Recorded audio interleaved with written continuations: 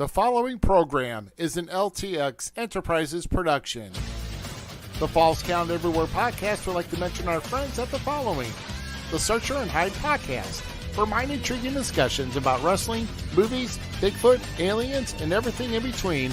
They'll look no further than the Searcher and Hide podcast. You can find the Searcher and Hide podcast on Podbean, Spotify, Apple Podcasts, and many other platforms. Go check them out today. And Outside the Ring STL, join Shaft and General Vader along with others who share their love for professional wrestling as they talk about the recent shows from the major wrestling companies, all independent promotions from around the St. Louis area, and even talk about great moments in St. Louis professional wrestling history. Get ready for episode number 44 of the Falls Count Everywhere podcast, where we welcome back longtime wrestling promoter from Southern Illinois Championship Wrestling and Midwest Independent Wrestling Hall of Famer, Herb Simmons. This podcast is scheduled for one episode, where falls count everywhere.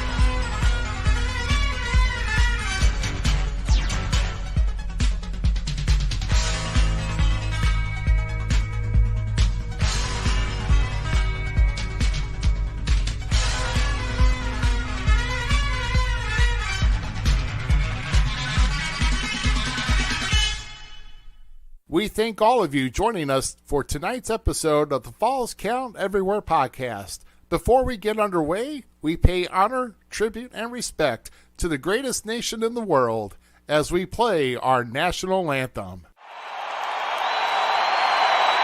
Oh, say can you see by the dawn's early light what so proudly we hailed at the twilight's last gleaming, whose broad stripes and bright stars through the perilous fight, for that ramparts we watched were so gallantly streaming, and the rockets' red glare, the bombs bursting in air, gave proof through the night that our flag was still there.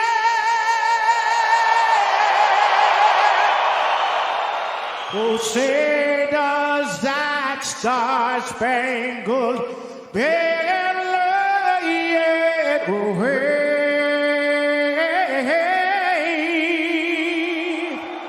o'er the land of the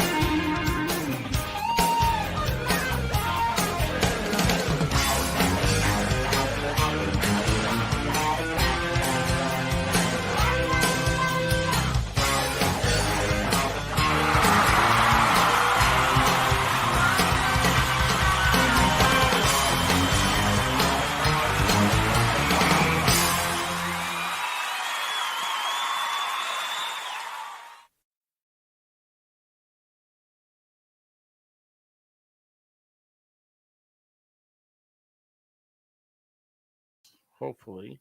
There we go.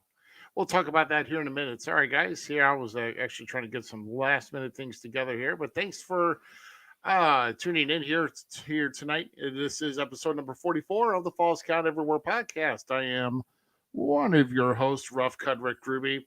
Of course, on the other side is well, it might have to happen next week. We'll get into that later. That's Mr. GQ, Matthew Wayne Schuyler III. Oh, I should probably unmute my mic too. So yeah, it's all right. Yeah, I'm sorry. Make sure your mic's you when you come on. Sorry, guys. Oh my gosh. So we got a lot going on here, and like I said, we did lose another legend in the world of wrestling this past week with Mr. Wonderful Paul Lorndorf. We're actually going to talk about that here in a little bit, but we don't want to.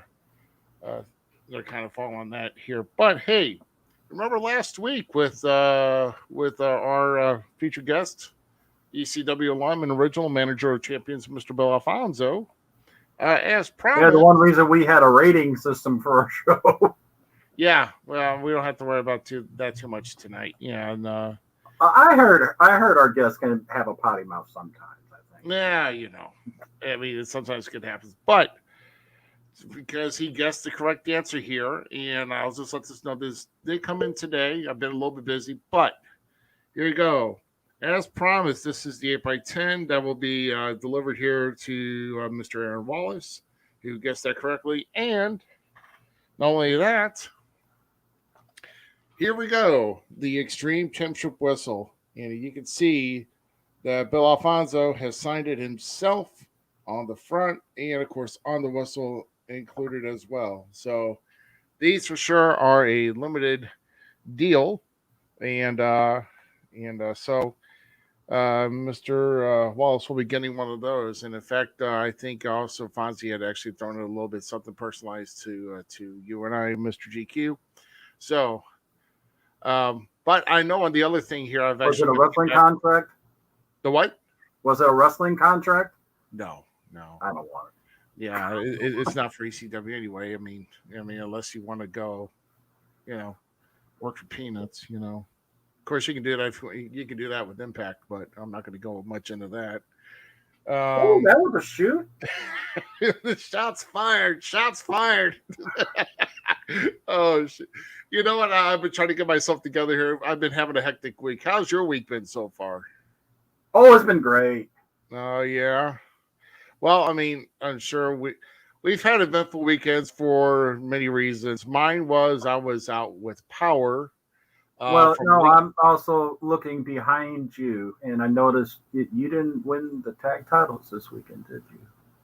No, I didn't. And actually, something got switched around, and I actually got a guy who I actually beat before, which is the mascot from My Little Pony. I don't know if it was Freddy or it was Flaming Freddy Fury, I guess, because it wasn't Purple Passion, it was Freddy. So yeah, that was your partner. That was my partner that they had to throw me. They took away Frodo the Ghost from me, and they threw me in with that big bundle of cotton candy there with with him. I wish I was there. Yeah, so I don't know. I just I will say though, from my end of the weekend, no titles changed hands whatsoever in any of the matches. So still all the same champions with Illinois Elite Wrestling. And one of the best matches that I've seen was the Playboy versus PT match. Oh yeah. That went about 35 minutes or so. But, yeah. I knew that. And I will say, for the record, I All Eyes on Us is unique to say the least. Probably put Freddie Fury to shame. So. Oh my God, I hate to see it. Then I really would hate to see it. So my gosh. So who did win the tag titles? Actually, the tag team champions are Ricky Cruz and Keith Smith Jr. Does he hang the belt on his mustache, or? Nah, it's actually too heavy. But the mustache or the belt? No, the belt's too heavy for the mustache. So, um, yeah, yeah. So I mean, no, actually, I was out the first round, and that's where I lost to. So at least I could say I lost to the champs, right? I mean, not that it's like anything major to brag about, but still. Um, but I wanted to kind of, yeah, I was hoping to get these put into place here, and I just may, um, for tonight, uh, a show that's going to be upcoming here, and I think I might have that for you here, but we'll just see. I know there's a couple shows that are actually that are upcoming here, not this weekend, but next weekend. Here's what I wanted to put up here. Okay, this is Southern Illinois Championship Wrestling. They are actually returning on July 24th, 2021, at the East Crowd Lake Community Center. So bell time is actually. Oh, actually, okay, so there's actually Here, hold on. Let me bring you in bigger. There you go. There you go. Yeah, so it's at the East Carolina Community Center. SICW returns. So it is actually we're going to get into the fan appreciation night there, and we're going to also we're going to be having a or at least they're going to be having a TV taping on the following day on July 25th at 1 p.m. And you actually get to get in free to that TV taping if you have a pass or ticket from the night from the show from the night before. So, yeah. So this is where you do things on the fly and you can't do anything else. But I will say as soon as I get, and I'll plug it at the end. But also MMWA has the big show at the Ambassador at 9800 Halls Ferry Road here in town in St. Louis. That's on the 24th as well, where doors will open at 6 and bell time is at 7. And prices range from $10 to $20. So, well, And I was behind on information though too. We also Illinois Elite Wrestling also has a show on the 24th. yeah. So I guess we're gonna have to kind of step up our game a little bit, being prepared. I've actually had a busy week because I like to kind of things I like to get through over the weekend. And I don't know. But don't forget also every Sunday, because I'm being required to, every Sunday you have Casta Shields Wrestling Alliance every Sunday at, there you go, thank you, at 127 West MacArthur Drive in Casta Shields, Illinois. Yeah. So doors open at 3, bell time at 3:30. Take $10 for adults, $5 for kids, and go out and support the new talent that's actually trying to make waves here around the area. So go ahead and check them out. But oh my God, did I happen to tell you I'm really not prepared? You think? I think I noticed that right now. I know. The thing is, we're getting storms here again, or we're getting winds here again, and the reason why here is because this past weekend, I was knocked out with power. I didn't have any power from like late Friday night until late Sunday evening. So I was out for 2 days, lost about $200 to $250 worth of food, and yeah. So there goes my fun with trying to stay. Yeah, and it got up to what 79, 80 degrees in the house, and it was humid, and yeah, we had to sleep with. I actually had to sleep with a fan in my face in order for me to get comfortable. But yeah. Well, in my place, I moved everything in Chicago for the week, and apparently it's raining here though too. So it might be raining down by you soon, if not already. Oh yeah, well, like I said, it's I see the windows outside. And real quick, we talked about it. Hold on, where to go? Okay. Plus, we got that real quick. New Berlin, July 24th, but everything's going on July 24th. But especially the SICW show ran by our guest tonight. Yeah. Segway, yes. So let's go get into it. So, our featured guest for the evening, of course, is returning back to the Falls Count Everywhere podcast, who still holds the record for most live concurrent guests, or with in the room when we had him back at the beginning of February this year. Even though it's been about 5.5 And the longest show. and the one. It was Yeah, I beat, think so. his show beat it by, what was it? We said about 3 minutes or something like that. Yeah, something like that, about 3 minutes. That sounds about right. Yeah. And who was the one that got close? The one was Searcher and Hide. That's the one that's right No, before. there was one just a couple weeks ago. Oh, you mean Mad Max? Yes. The Mad Max. Yeah, but Which we brought him no back. short show whatsoever. Yeah, I know. But we brought him back here tonight because he's been working hard in this for the sport of professional wrestling in the bi-state area, and we're here to talk tonight to talk about a new project being released with a new perspective in St. Louis wrestling history. So, Falls Count Everywhere Nation, put your hands together for the one and only Herb Simmons. Turn him on. Mute him there. There you go. There we go. Hey, Herb, how you doing, buddy? Fine, gentlemen. Appreciate the invite back. Really enjoy your show, and appreciate that introduction there. And I know all three of us and your listeners are tuning in because we all share that common thing, and that's professional wrestling, or wrestling as they used to call it. Wrestling. Yeah. But Herb, you said gentlemen. Who came in? I mean, well, I was speaking about Rick. Okay. Let's see how this show's going to go now. Yeah, but it's all right though. But hey, oh yeah, I meant to put this out here too, and I'm sorry I got behind because, like I said, I had a lot going on this week. But Herb Simmons had a birthday yesterday, so happy belated birthday to you, Mister. Well, I appreciate that. Like I said, I appreciate all the birthday wishes. That in fact, there's still people giving me those belated ones, and when you get to be my age, sometimes you forget about your own birthday. you don't know if you want to keep remembering them. So, right. But I appreciate all the birthday wishes. Yeah, so awesome. Yeah. So we're here tonight here for you, and like I said, we're gonna get into a few topics, and of course one big one.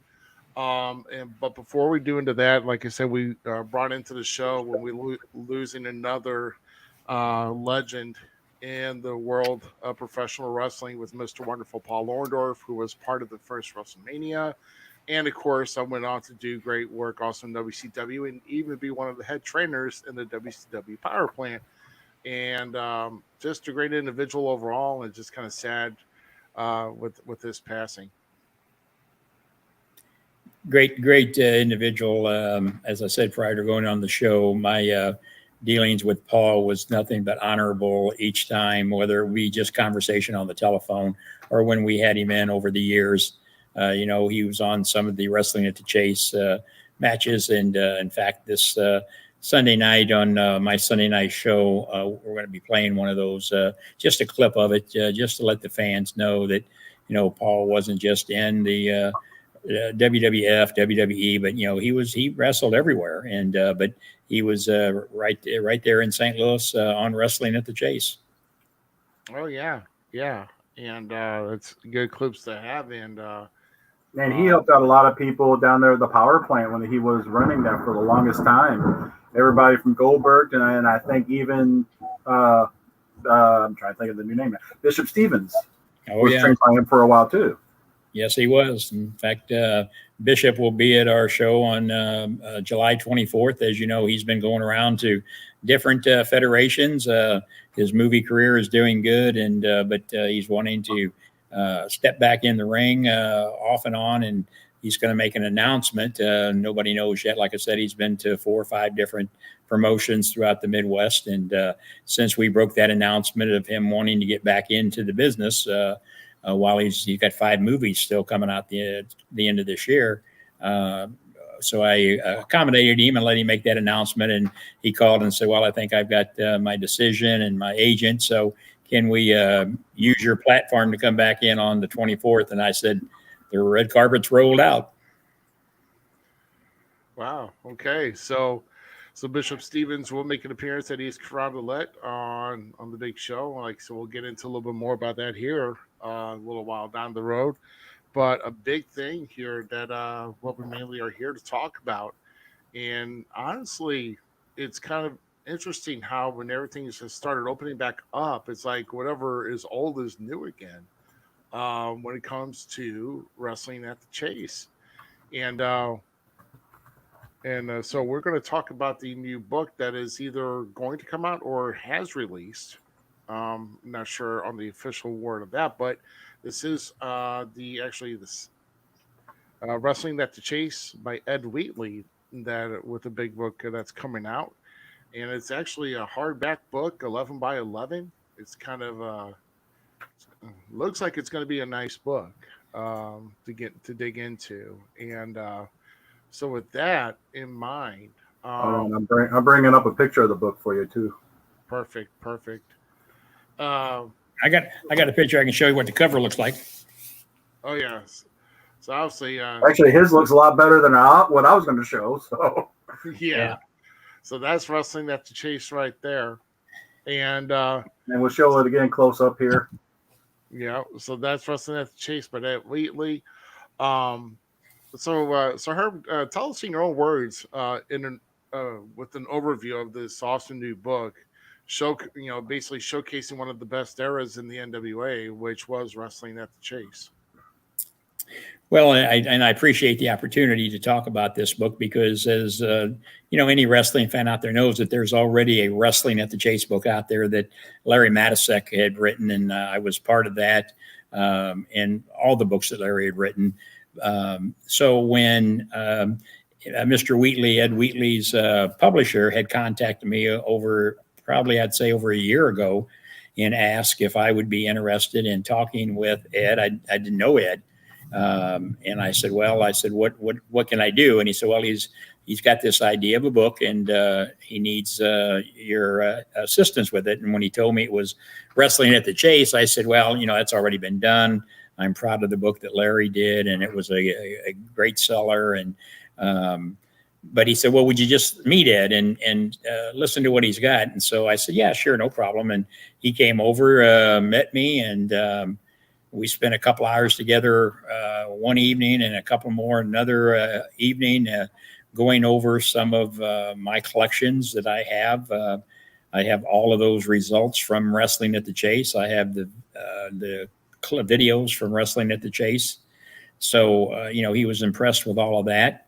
So, he convinced me. And what this book is, it's a coffee table book. It's different than the book type style that Larry had written, and Larry's was a paperback book, but this is actually a hardback book. They actually increased the size of the pages because it's probably going to have over 400 photos in it. It's somewhere around 150 to 200 page book itself, but he is not only showcasing the Wrestling at the Chase with a lot of the memorabilia that I've provided him, but he's interviewed the family members from the Koppler family, from the Muchnick family. Ed has really burnt the candle at both ends for almost a year now, researching and putting this together. And I've been fortunate to proofread chapter after chapter and go over it with him. And so I think I've got it with me. I'll show you if I got it. One of the things that I provided him that it's not too many of them left out there. In fact, nobody knows where they're like at. a storm brewing over by you too, Herb.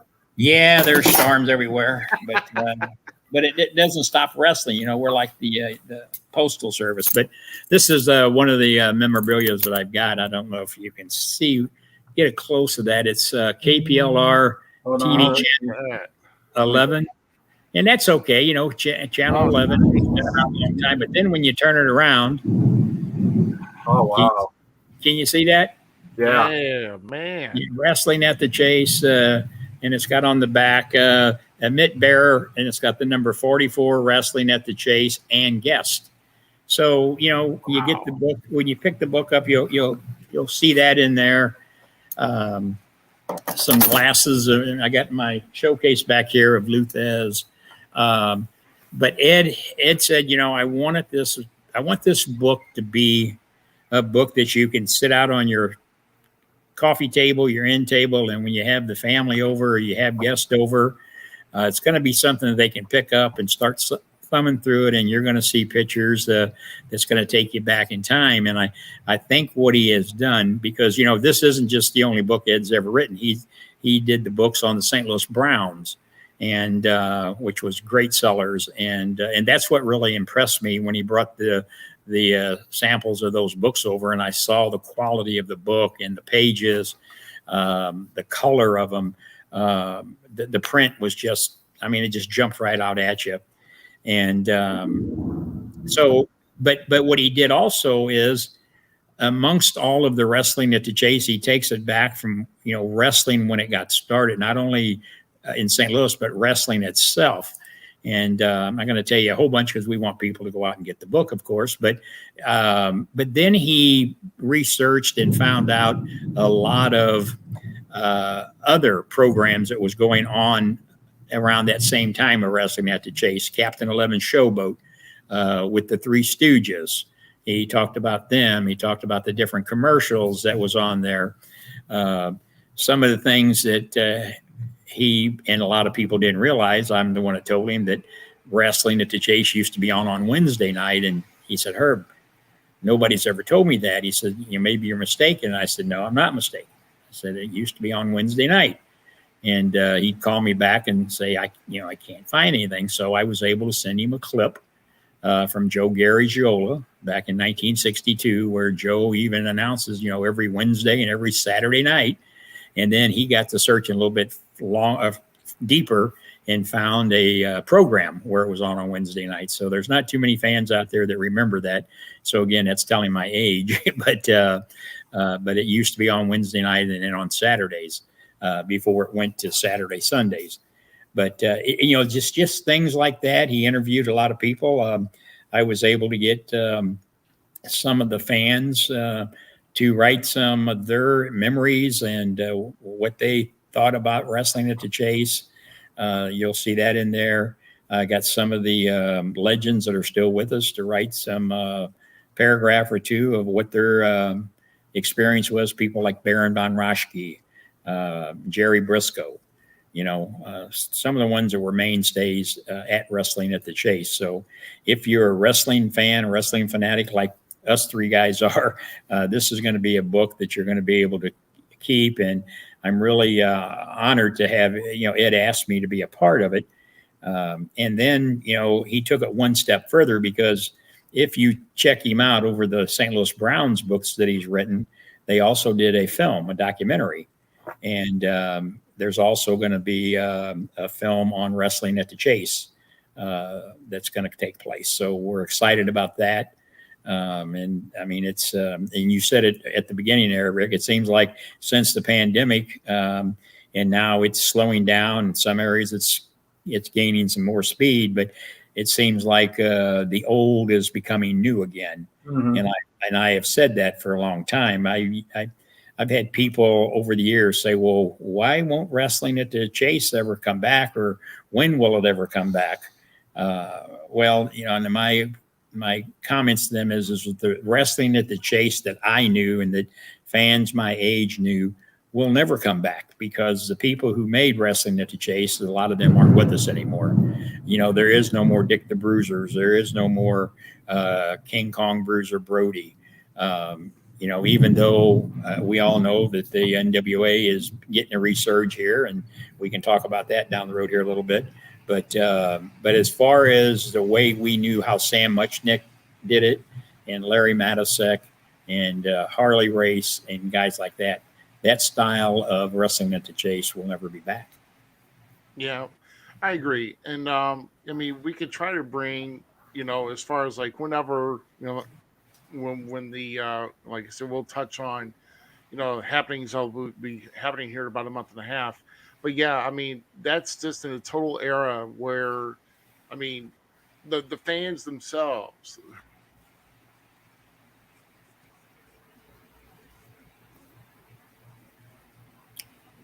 I think Rick got hit by lightning here. Yeah, I didn't know who froze up for a second. That's what I was kind of wondering here. Yeah, okay. Leave it to the storms to try to stop us. Well, I'll tell you what, Mother Nature knocked my power for 2 days. I am not having it today. I am not having it. All right, I'm not. Well, you know having what? Well, Go ahead. the one thing I'll say is that with Wrestling at the Chase, everybody puts that as Sam Muchnick. And that's going to be the biggest thing. And I know what, I can't think of his name right now. The guy that runs NWA right now. Yeah. I know what he's trying to do, and I don't knock that whatsoever. It's good to see NWA coming back to this area. But again, you can run in every building possible, but calling it Wrestling in the Chase, in my opinion, is still Sam Muchnick, still Larry Matysik and everything. So, yeah.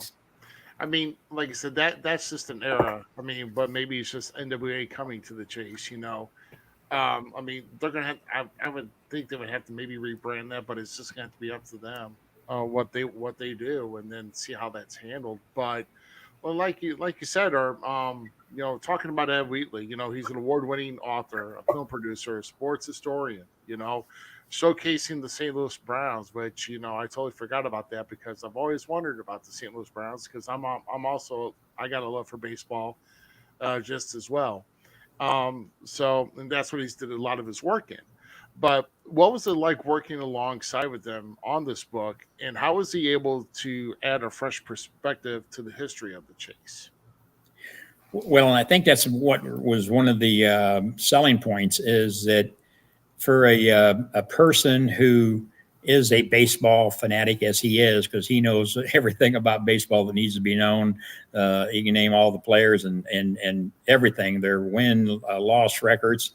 Wow. And he even says that when he's out now and the people that he's dealt with and the people that he knows, if he's sitting in a restaurant somewhere and somebody says, "Hey, Ed, what are you working on now?" And when he says, "Well, I'm doing a book on Wrestling at the Chase," boom, it opens up, a half hour, an hour conversation. Everywhere that he has been, and when he mentions Wrestling at the Chase, those 4 words, it just starts another conversation. Because everybody, it seems like in the Midwest, especially the St. Louis area, it was a household program. He tells stories about how some of the people that he's interviewed talks about how their grandmother, she'd go in the bedroom and close the door, and after a while she'd be in there screaming and hollering, and they'd go to check on her, and they'd open the door and she'd be on all fours and she's down 1, 2, counting with the referee. So all kinds of stories like that you're going to hear in the book. And I went through that whole thing with Larry when he was writing the book. And when we were reproducing the Wrestling at the Chase videos that he and I put out there, those things went like hotcakes. And I got a feeling that this is going to give another resurgent to those, because I still get calls monthly on people wanting the Wrestling at the Chase, the 12 volumes that Larry and I reproduced. And I've got volume 13 that Larry and I was working on before he passed away. And it's no secret him and I was the best of buds. And I just have not been able to, I think about it all the time. I promised his wife that we were going to get it done, just like his last book that I've got that. He was 1 chapter away from finishing that. And that's a book, The Difference Between Sam Muchnick and Vince McMahon.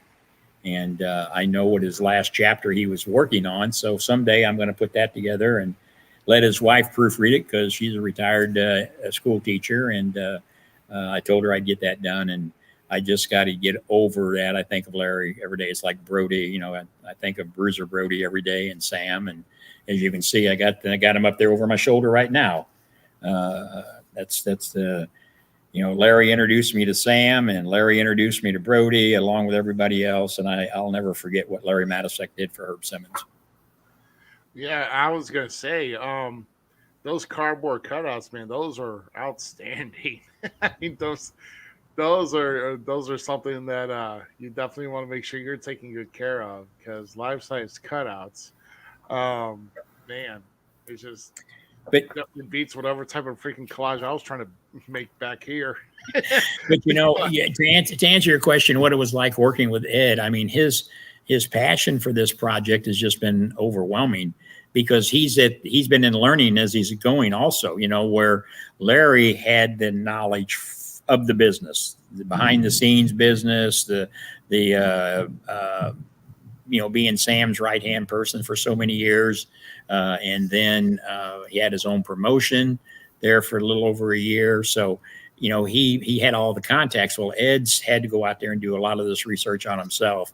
And believe me, he's rewritten some of these chapters 10, 15, 20 times. And he would, send them to me and we'd look at them. And, but the guy can put these little vignettes, as they call them, on these pictures. And I think when the people walking through the bookstores or wherever they order it from, when they get it, it's going to be one of those books that they're going to want to show off. And I think that it's really going to be good for the business, especially here in our area. You said that earlier, GQ, wrestling at the Chase was the hub forever. I don't care who you talk to, whoever the wrestlers, the legends that are still alive, as I call them, the Ted DiBiase's, the Baron Von Raschke's, the Jerry Briscoes, the Terry Funks, the Dory Funks, they all told people, you never made it big in the business until you made it to St. Louis and wrestled in the Coruscant room. And of course, it wasn't in the Coruscant room for that long a time until it moved into the studios at KPLR. And if you read Larry's book or if you've heard him talk about it over the years, that whole television deal was made on an airplane, on a handshake. And man, wouldn't it be nice nowadays to be able to shake hands with somebody and have an agreement that lasted that long? Yeah. Koppler had the Avenue, and Sam had the Workers, and in part of the book, again, like a little bit of there, Ed calls it kind of like the first engagement to a long marriage on that airplane. So it's he's really come up with creativity in this book, and like I said, some of the research that he's done and articles that he was able to find, the photographs. We went through, and the other thing that impressed me about him is these photographs had to be perfect. They had to be the right pixel amount. And I would send him some and he'd say, Herb, I need better ones. We want to have quality. And so we'd search high and low and we'd find better quality pictures, or we'd have to take pictures of them to get better pictures. So he's a perfectionist. And I think that's what I really liked about him. And this book is, I think, is going to show what the author, writer, Ed Wheatley is all about. Awesome. Well, before I ask my question, there was actually a question, and I don't usually bring up this person's questions a lot, but he had a valid question that I don't know if you may be able to answer or not, and that is, who was the first professional wrestler that came into St. Louis? I'm not sure who the first, when I think about the wrestling, and that may be in the book too, my first encounter with the wrestlers was in East St. Louis, Illinois, at the old Social Center at 9th and Summit Avenue. That's where I first saw the likes of Cowboy Bob Ellis, Johnny Valentine, Pat O'Connor.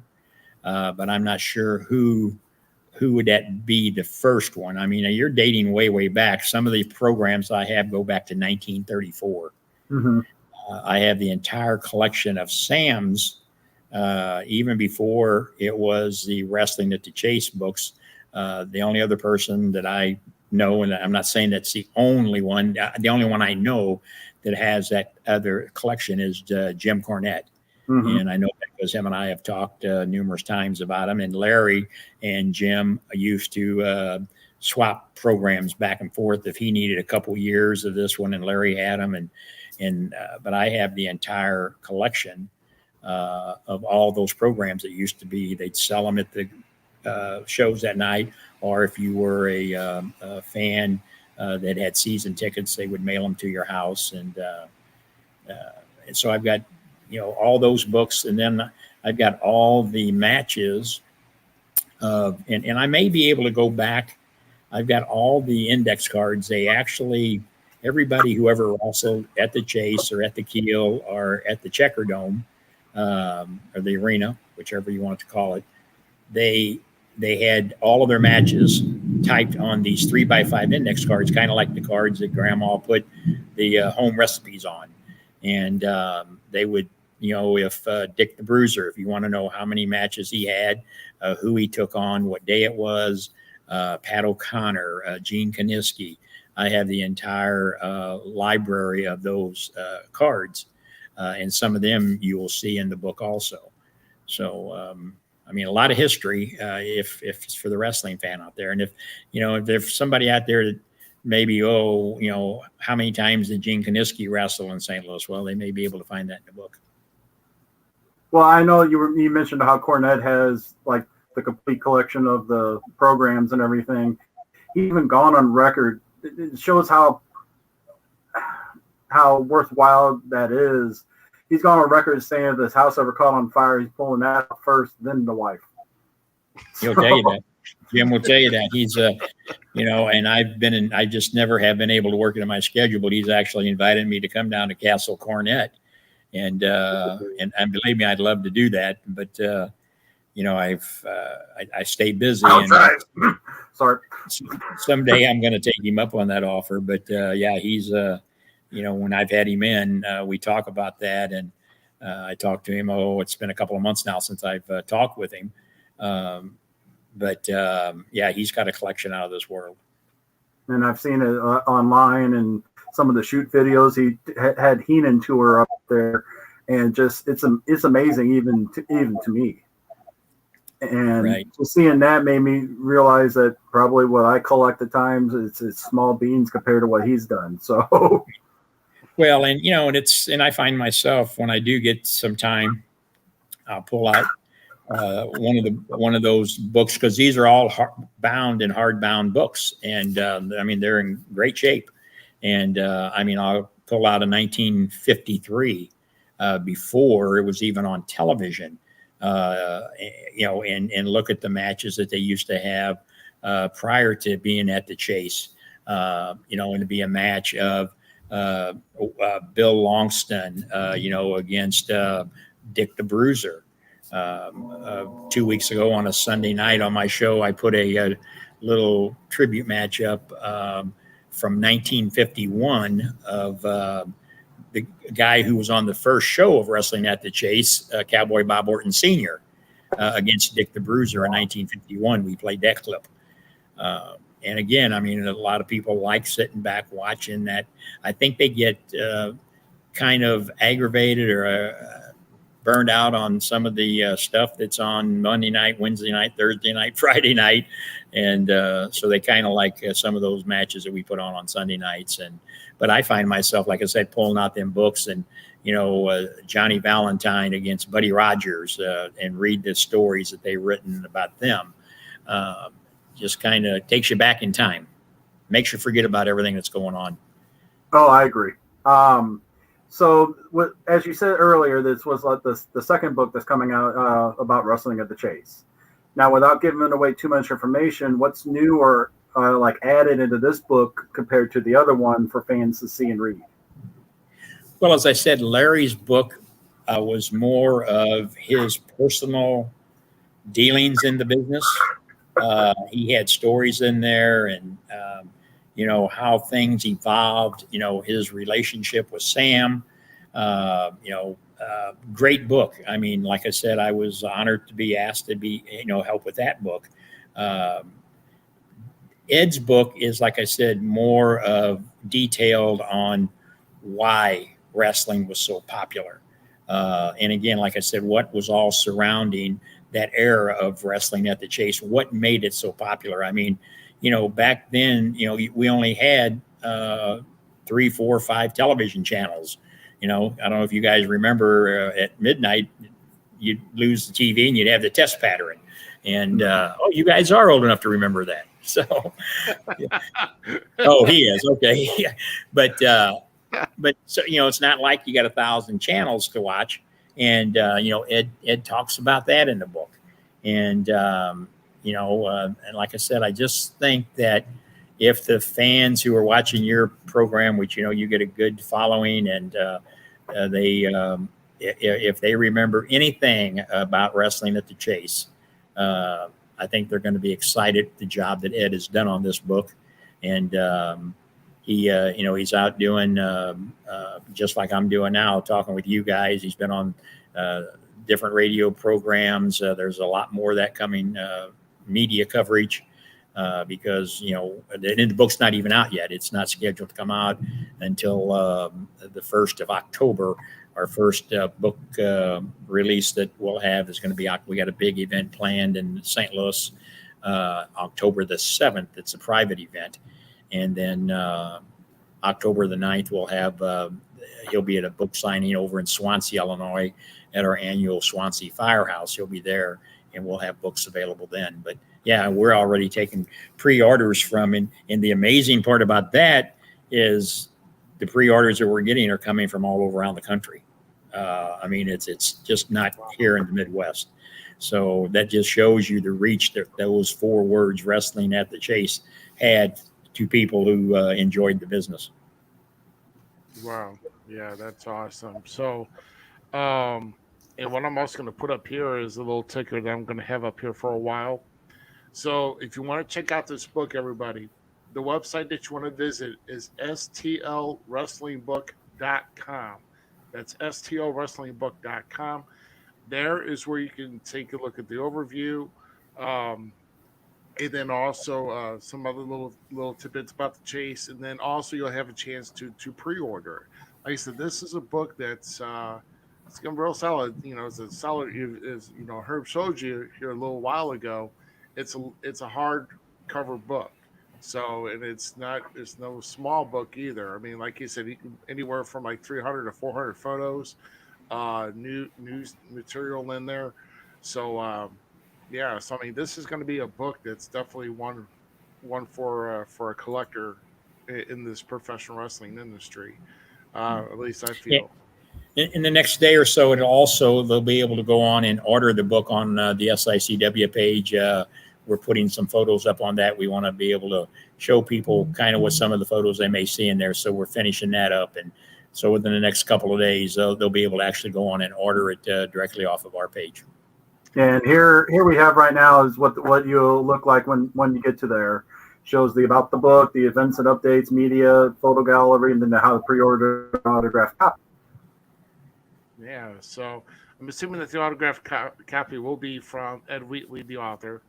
Um, and like I said, it's going to be when this book comes out in October, it's going to be definitely a nice book to have for sure.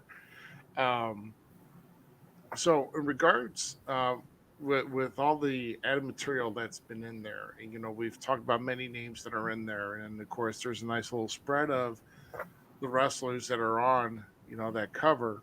But if there's only one wrestler that you could choose as far as where you feel is the best stories told about them in this book, uh, who would that wrestler be? Man, I get that question asked all the time, and I've had the honor of pleasure of meeting and working with so many of the greats. I mean, the guy there, that right there, Bruiser Brody, my best friend, baby, in the business as far as wrestlers, done a lot for me over the years that we worked together. But, Dick Murdoch, guys like that, Greg Valentine. There is just so many guys out there that I got to meet over the years, thanks to Larry and Sam. I don't want to offend nobody by singling anybody out, because the ones that are still, Baron Von Raschke, I talk to all the time. Jerry Briscoe, I'll be with him tomorrow and Saturday. No, I've learned a long time ago. You don't you don't cut your nose off to spite your face with these guys. I understand. Well, I understand that. A lot of these guys. I mean, they have great stories. Now, if you asked me who my favorite was between you two, I may be able to pick the one there. Right. I got you, Rick. Oh my goodness. Yeah. Well, the I'm leaving. I'm offended now. Now you're offended. Now, yeah, he's all good. yes. I'm going to find my autograph photo of Herb Simmons and throw it out now. Did I autograph one for you? Somewhere. I think. He's just joking, man. So with a lot of I really can't wait. I'm gonna have to get my hands on this book because I'm gonna have to read all these stories about all these guys, and definitely it's a different perspective. Larry has the first person perspective, writing about the chase, and his feelings. But when you have somebody else that's trying to gather facts with you and Ed working together, gathering the facts, memorabilia, everything else about the chase itself, it definitely puts it in a new perspective. And I'm definitely excited for that view as well. And with all these photos and everything. Oh, there he is. I'd rather have an autograph photo of Mickey now. There you go. Goodness. So man, I can't wait. I definitely want to get my hands on this book and definitely give it a read and definitely look at the history of that. So with me talking about the book, what aspects of the book do you like more than the first book that Larry has written? Well, I think what I really like about this book that Ed's doing, it's going to have more of the photos that I think that the fans are going to appreciate. Nowadays it seems that we are geared to pictures, both action and pose shots. So when they can go in there and look at a picture of Lou Thez back in his prime, and Larry had pictures like that in there, but then the story of how Lou got in the business, and his father used to be a promoter. I think you're the fans are gonna enjoy that type of action. That type of writing. And again, there's just so much in this coffee table book that I think, you may be on a page where there's a picture of Johnny Valentine, or you may be on a page where there's a picture of some of the SICW local guys that are on there. You may see a picture of South Broadway Athletic Club in this book, because we're trying to tell that whole history of what went on during that whole era. So, I think some of you are going to say, wow, that was pretty neat. They put that in there, because it's not about just one, even though the book is Wrestling at the Chase, without Wrestling at the Chase, there would be no SICW. There would be no all these other alphabet groups that are out there.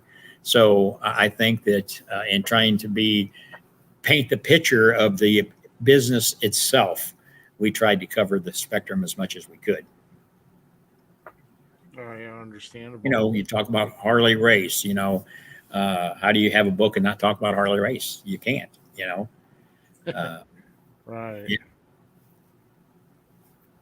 So and Ed had the chore of sitting there, and because he's the writer. Man, if it was up to me to write it, I'd probably get through the first paragraph and I'd have wadded up the paper and threw it away. But he did that several times, I bet, because I know I kept saying the different things that he would touch up and rewrite and send them. And what do you think about this? Is this flow right? Is this correct? Is this because the other thing I liked about him, he's a stickler on wanting everything to be right. You don't want to put something out there that somebody can come and say, well, no, that's not right. It was just like I gave you the example of Wrestling at the Chase being on a Wednesday night. He was not going to put that in there just on my word until he had proof to prove that. And once he found that and I was able to show him that, well, now he's told that story in the book. And you heard it here first, too. And he heard it here first. So, what was your best story or chapter of this new book, and why? Man, I'll tell you, I like talking about the Three Stooges when he talked about Captain 11 Showboat. Yeah, there you go. But because we grew up, I tell everybody growing up, with the limited TV programs that was out there, we had the wrestling at the Chase, the roller derby, and the Three Stooges, and we probably watched all three of them. And then if you wanted to go a little bit further, you had Tarzan with Johnny Weissmuller, the true Tarzan, none of the understudies, as I call them.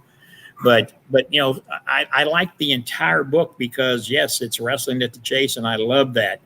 But I also love how he went back and talked about, how wrestling all came about back in the day. And, some people that were wrestlers that the fans may not even have known that they were. So to name one chapter, I can't do that. I'm telling you, it's going to be a book that, even though I've looked at the chapters and several of them over and over, I know Ed, he's probably tweaked it again, and maybe I didn't get to see that. So I'm hoping he didn't, because then it'll be a surprise to me when I do start reading it myself. And tons and tons of photos, like I said, and they had to move them around. And like I said, it wasn't up until a month ago that they said, hey, we got to enlarge the size of the page because we want to put more of these photos in here, and we got to have more room. So now it's like 11.5 by 11.5 page. And as you said, though, back in the day, it was, first you had Saturday morning cartoons, and Saturday night you had the Three Stooges, and you still woke up early, even though there was no school and everything, just to stomach through Tarzan to watch wrestling at the Chase. Yeah. Well, and I can't tell you how many stories when Larry and I was doing the videos, the classic, the stories that we heard from people saying how they wish their church minister, the priest, they want him to be short-winded so they could get out of church in time to get home and watch wrestling at the Chase. I mean, if I heard it once, I heard it 1,000 times. And those 12 volumes of Wrestling at the Chase that Larry and I reproduced brought back so many memories. And I told Ed that story, that when we decided, I had worked on Larry. I mean, and when I say I worked on him for 10 years to do that. And he turned me down and we talked daily, sometimes multiple times a day. And I'd always say, I know you got those tapes. What are we going to do with them? Well, I'm going to leave them in my den. When my daughter Kelly gets older and she has a family, she'll be able to show them what Grandpa used to do. And I mean, for 10 years, and I'm not exaggerating. And then one morning I get a call, and it was unusual because him and I would always do our talking late at night on the phones until the wee hours of the morning. And I get this early morning call at 9:30, 10 o'clock, and I'm thinking, oh, something's wrong. And he said, no, big boy, you're right. He says, I think it's time we consider doing something with them. And so we found a production guy. And in fact, the first guy we used was Scott was his name, from South Broadway Athletic Club. Can't remember Scott's last name, but he did Cooper? The first three. Yeah, Scott Cooper. He did the first 3 volumes for us. I'm going to take you back in time, or I'm going to tell you my age here a little more. Well, he did the first 3 volumes, and they were on VHS. And then he had some issues come up, and he couldn't do anymore. And so I found another guy, Charlie Regal, which was actually a friend of Larry's, that had his production company. And when we took these tapes to Larry, and we had one back from 1962 with Joe Garagiola as a play-by-play, had Lorenzo Parenti, Pat O'Connor, Johnny Valentine on it. He says, how old is these tapes? And we said, about 1962. And it was in a big plastic case. He said, well, I bet it's going to be like sawdust when I open this up. Well, he opened it up, put it in his machine, and the quality was great. But so after we looked at them, we showed him the 3 volumes of the VHS that Scott had done for us. He says, have you guys ever considered doing these on DVDs? And Larry and I looked at one another and said, what's a DVD? So, in the story of that, I mean, he started producing them, and it came about at the time when Frank Cusimano from Channel 5, when we broke the story of those tapes coming out, he actually came to Larry's house, did the interview, and it was going to air that evening at 5 o'clock. And instead of giving my number for people to order him, he gave them Larry's number. And when that news broke on the Frank Cusimano show, she had 300 phone calls that came in within an hour's time. And she's calling me on the phone, Herb, you got to do something. I can't field these calls. So I had to call Frank and say, hey, on your 10 o'clock news, can you change that phone number to mine? But we sold a bunch of them. And people, like I said, to this day still call and want to get those. And the type of guy Larry was, those were 2-hour DVDs. And in fact, Charlie, the production guy, said, you ought to do 1 hour, and then you get 24 tapes out of them, DVDs. Larry said, no, I want the fans to feel like they're getting a bargain. And so we had, and I've still got about 80 hours of what we call B-roll footage that we didn't use. And in B-roll, it may be Roger Kirby against Mike George, or Art Cruz against Jabroni or something, like that. Larry, yeah, Larry wanted to, and then what we did later on when we had our TV show on Charter Cable, and I said that I ought to call Vince and give him some insight on how to do some TV, because he's missing a boat here. I mean, he's got all of those, he didn't get they offered to buy our footage that we had, and we didn't accept it.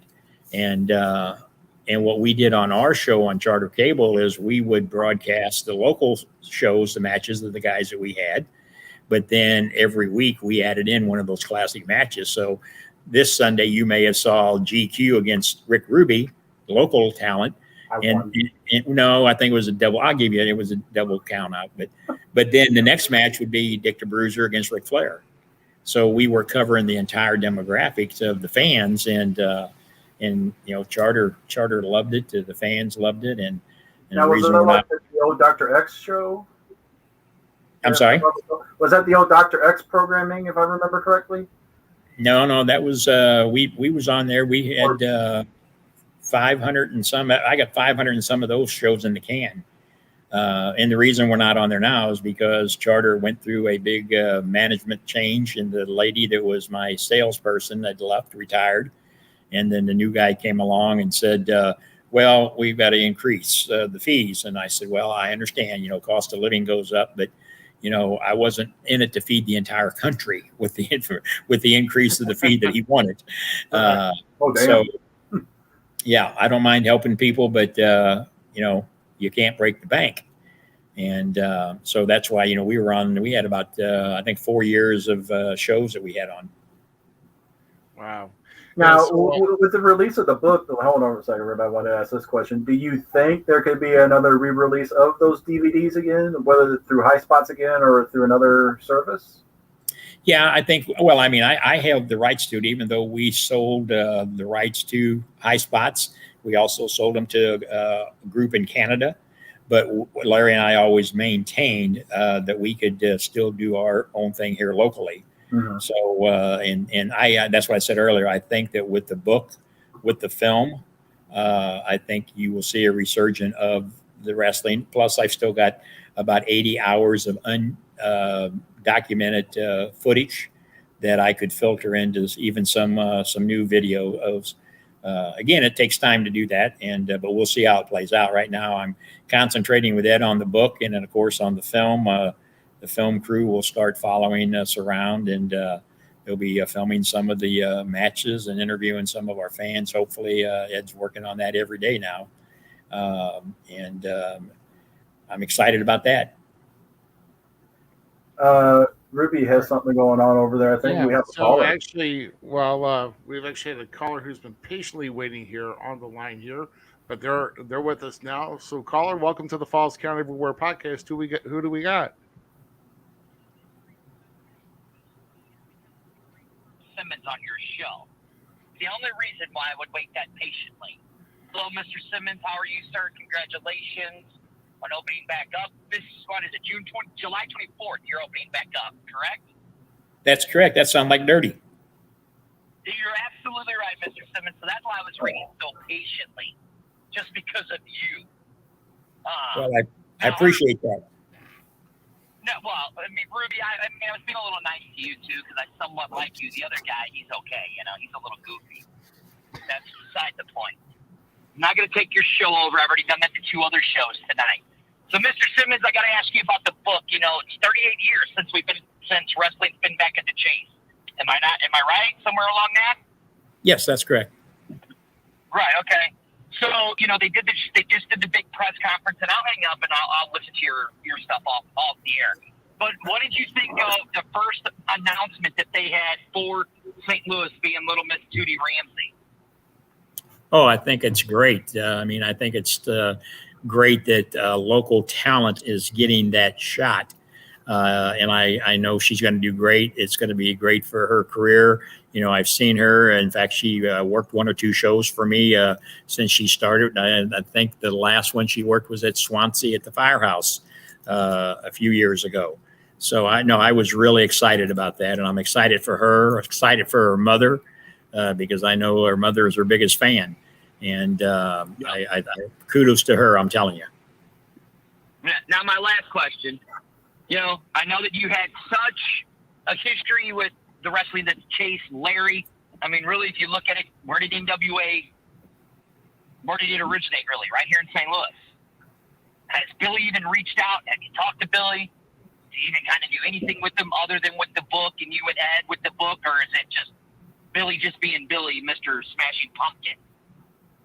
No, Ed actually met with Billy the other day at the press conference. In fact, I was invited to go there, but I had a previous engagement. And so Ed, we've been kind of dividing up duties on these different stations. I was up in Litchfield last week, did a radio station up there while he was doing one here and actually in Peoria. He met with Billy, had about a 20-minute conversation. They've got a good relationship. In fact, we actually had heard that the original announcement was going to be made like 48 hours before it was. It's no secret. We have told people we were interested in going to the Chase with the original first book signing to have it there. We will be there all 4 nights at the Chase promoting the book. Of course, it's in the end of August, so we won't have the books, but we will be there taking pre-orders and answering any questions. And to the fans, Billy has extended that to Ed, and we're excited about that. It's we think that what they're doing at the Chase is good for the book, and I think Billy thinks and understands that the historical items and that we have. Could be beneficial to what he's doing. There you go. Hey, Ruby, I'm going to let you go. Ruby, hey, best of luck with your wife. I saw, she's in the hospital. My thoughts and prayers go out to you. And hey, what does he call himself over there looking down? I still love you, buddy. I'm going to come and rub your belly someday. But I'll see you guys. Best of luck to you, Herb. Thanks, Jake. All right. Thank you, man. All right. So that was dirty. He was also part of the DCS show and also with the XFL XTL show on One Universal Productions on Facebook. You can go and check them out. Let's see, DCS show is on Monday nights and the XFL STL is on Wednesday nights. Well, there's a young man that I remember him running around South Broadway Athletic Club when he was a little bitty toddler. And now acts like one. And now look at him. Yeah, overgrown toddler. Yeah, he was a fixture at South Broadway Athletic Club for many, many years. Wow, incredible. So, and let me get back here. So, with this, with Ed Wheatley's book coming out here, do you feel that the entire history of what fans need to know about Wrestling the Chase can be found in this book? Yeah, I think it's going to be what I've told other podcasts that I've been on and our radio stations. I did an hour, like I said, up in Litchfield last week, that if you read Larry Matysik's book at Wrestling at the Chase, and with this book is going to complement what Larry has already put out there. It's going to refresh your memory a little bit, but it's also going to go deeper into the wrestling at the Chase. Like I said, the photos, the stories, everything that was going on around that era of time.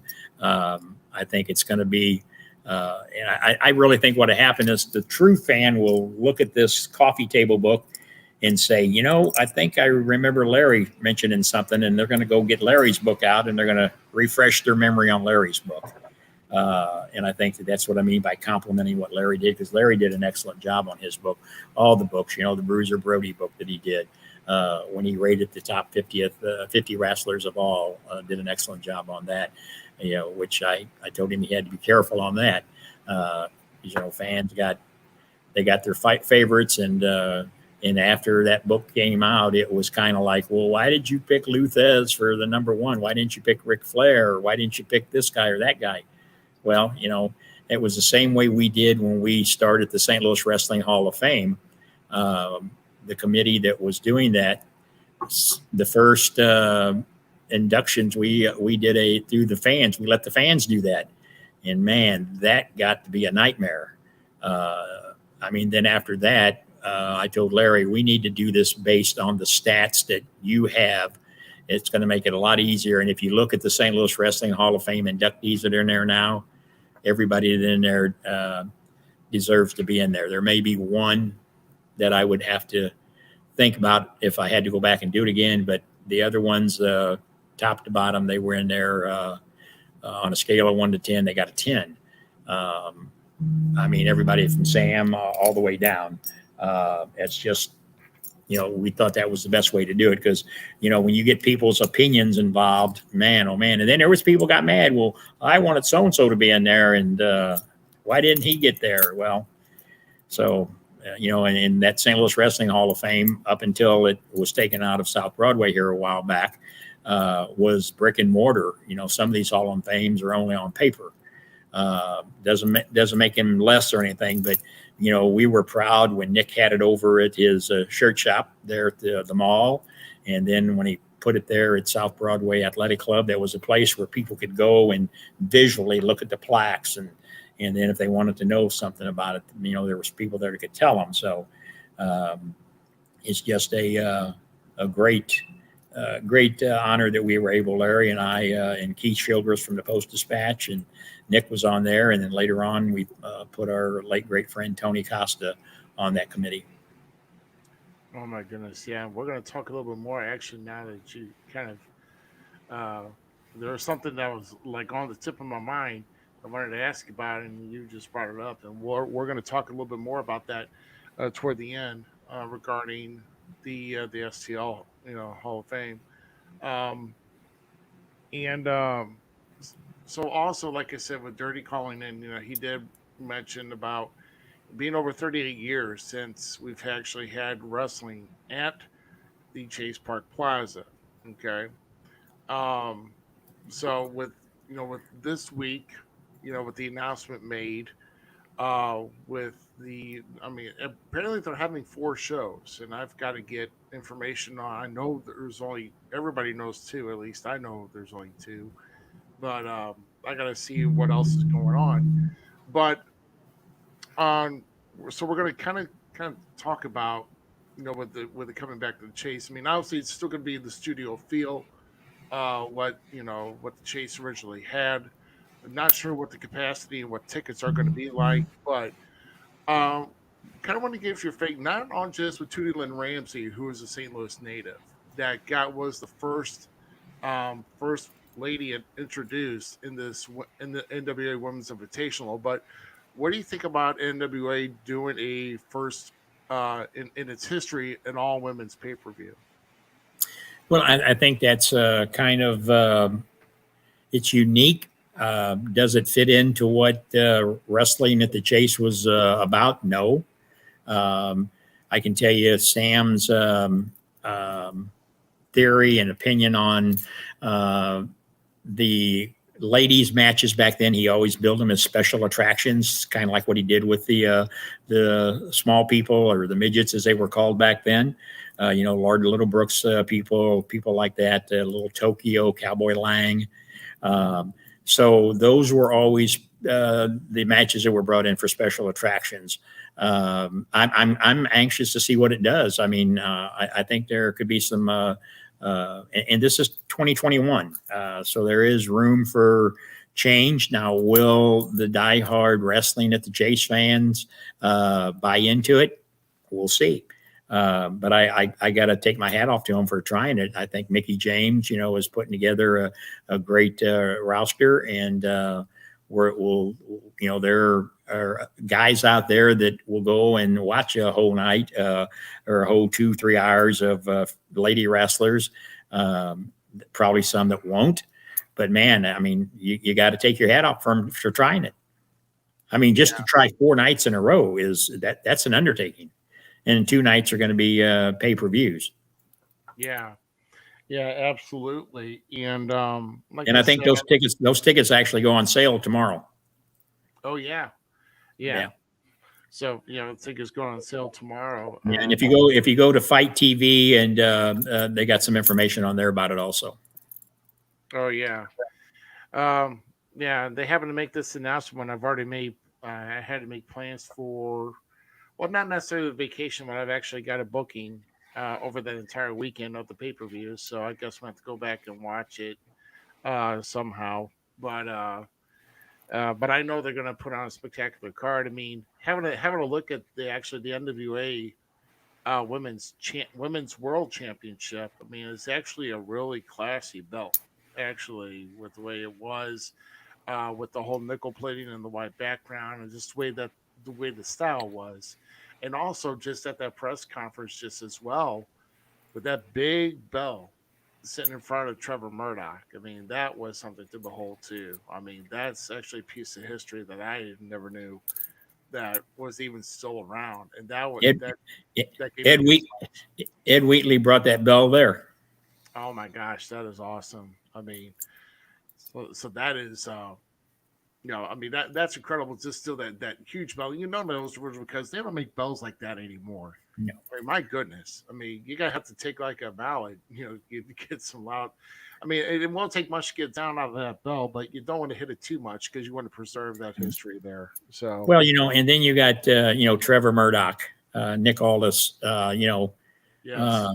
two great competitors. And when I think of the NWA champions over the years, and just stop and think, I don't know if you've seen many clips or tapes of the Luthezes of the world, the Buddy Rogers, those guys, they wore that belt with prestige. They were proud of it. It meant something to them. And when you look at Nick does the same thing. Nick shows up. He was out in Vegas with us a couple of years ago with Dory Funk, and he wears that belt with pride, and it's an honor for him to be representing. If I was Billy Corgan, I would think that's the guy I want representing me. Yeah, exactly. And I mean, these guys should. I mean, even the way that when Harley came in, when he wore that championship and he opened up his ring jacket or robe, and he just stood there with his hands on his hips, displaying that championship, saying, "I'm the man.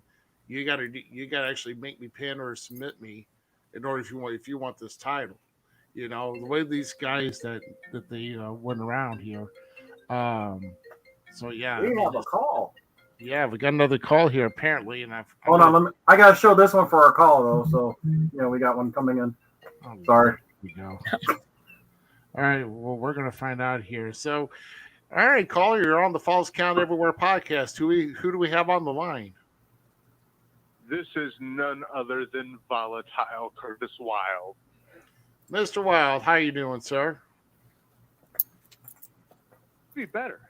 I could definitely be better because I tune into your show and I hear Herb Simmons talking about his Chase book with Ed Wheatley. I hear Herb Simmons putting over Billy Corgan in the NWA, coming into my territory, coming into our territory, talking about their champion when maybe Herb Simmons isn't following, but right now, I am a double champion. Yeah. So with New Breed and trying to think of the other one. I am so sorry. No, USA Championship Wrestling. How dare you? How dare you? I am a world champion. I am a universal champion. And we are talking about the NWA championship and Nick Aldis? Well, I mean, when we were talking about the big thing happening at the Chase, I mean, I would love to be part of the Chase too, but obviously, I mean, we're not really in that capacity right now. Yeah, but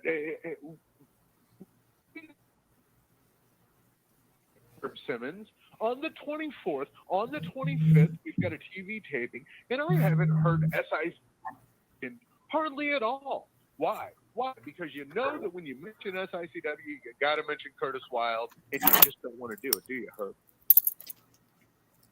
Is it my turn to talk? As you know, usually when Curtis gets on there, he's not saying a whole bunch of anything, but I think we're going to talk about SICW, but and I may mention his name later on, but right now, I don't think the important stuff we've been talking about includes Curtis Wild.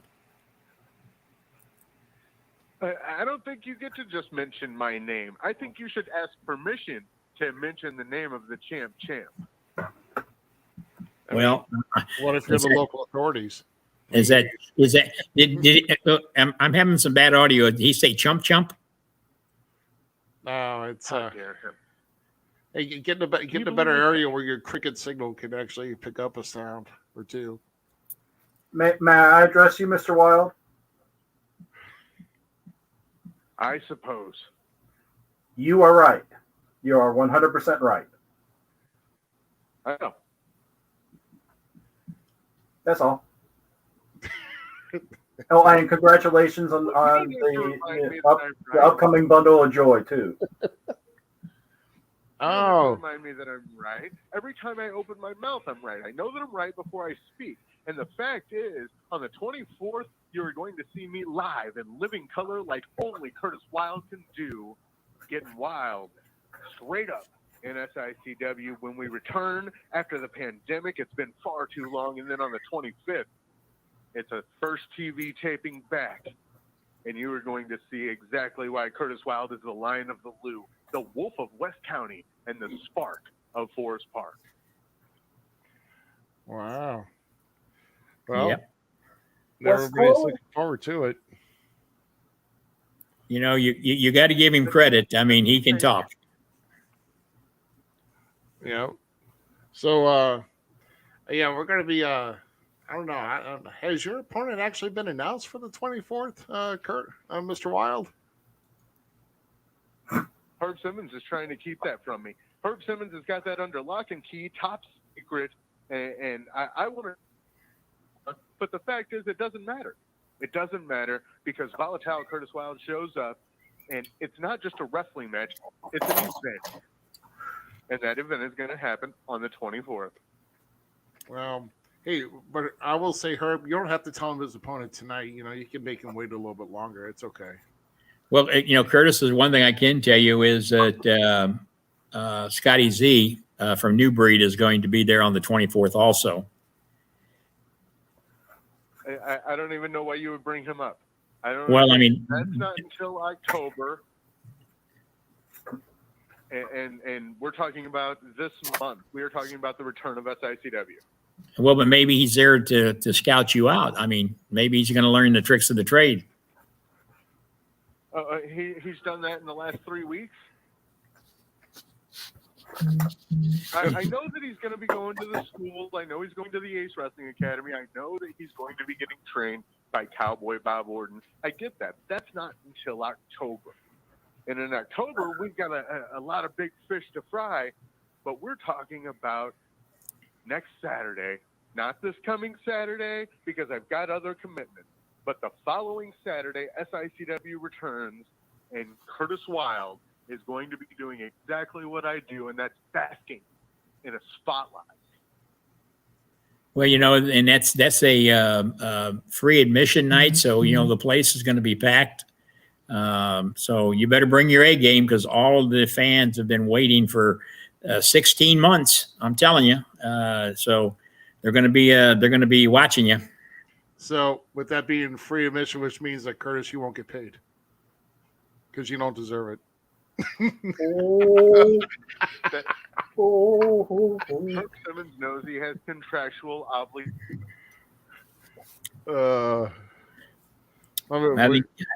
I think Curtis can tell you he always gets paid. Sometimes I don't want to, but he always does. Well, I think it should be on merit.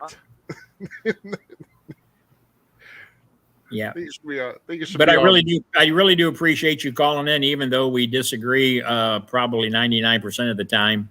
But I know you called in to razz me a little bit, but that's okay. You know, karma comes around every now and then. Right. Hey, I called in because you're excited. I'm excited. The SICW fans are excited because they once again get to see Curtis Wilde do what Curtis Wilde does best. Yeah, I can't argue that with you. I'm speechless to that. Yeah. So make no mistake, I'll see you on the 24th, TV taping on the 25th, and Curtis Wilde is going to be there shining like only I can. Good night, gentlemen. It has been your pleasure. All right, Curtis Wilde, everybody. And good, I didn't have to hit the red button. He left. I think he went through to the Buddy Rogers School of Wrestling. A nicer guy, it couldn't happen to. Ooh, wow. Gee, everybody we could have had call in, it could have been Travis Cook, but no, we got Curtis Wilde. Oh, I don't need Travis Cook. No, I don't. That guy's a royal pain, but you know how it is. Well, since he's talking about the return and everything like that, you know, although that SICW was on hiatus from their home building since the pandemic, wrestlers from that promotion have been featured in the promotions. Could you elaborate on the working relationship with New Breed Wrestling and USA Championship Wrestling, and what SICW hosts some of their wrestlers in Illinois?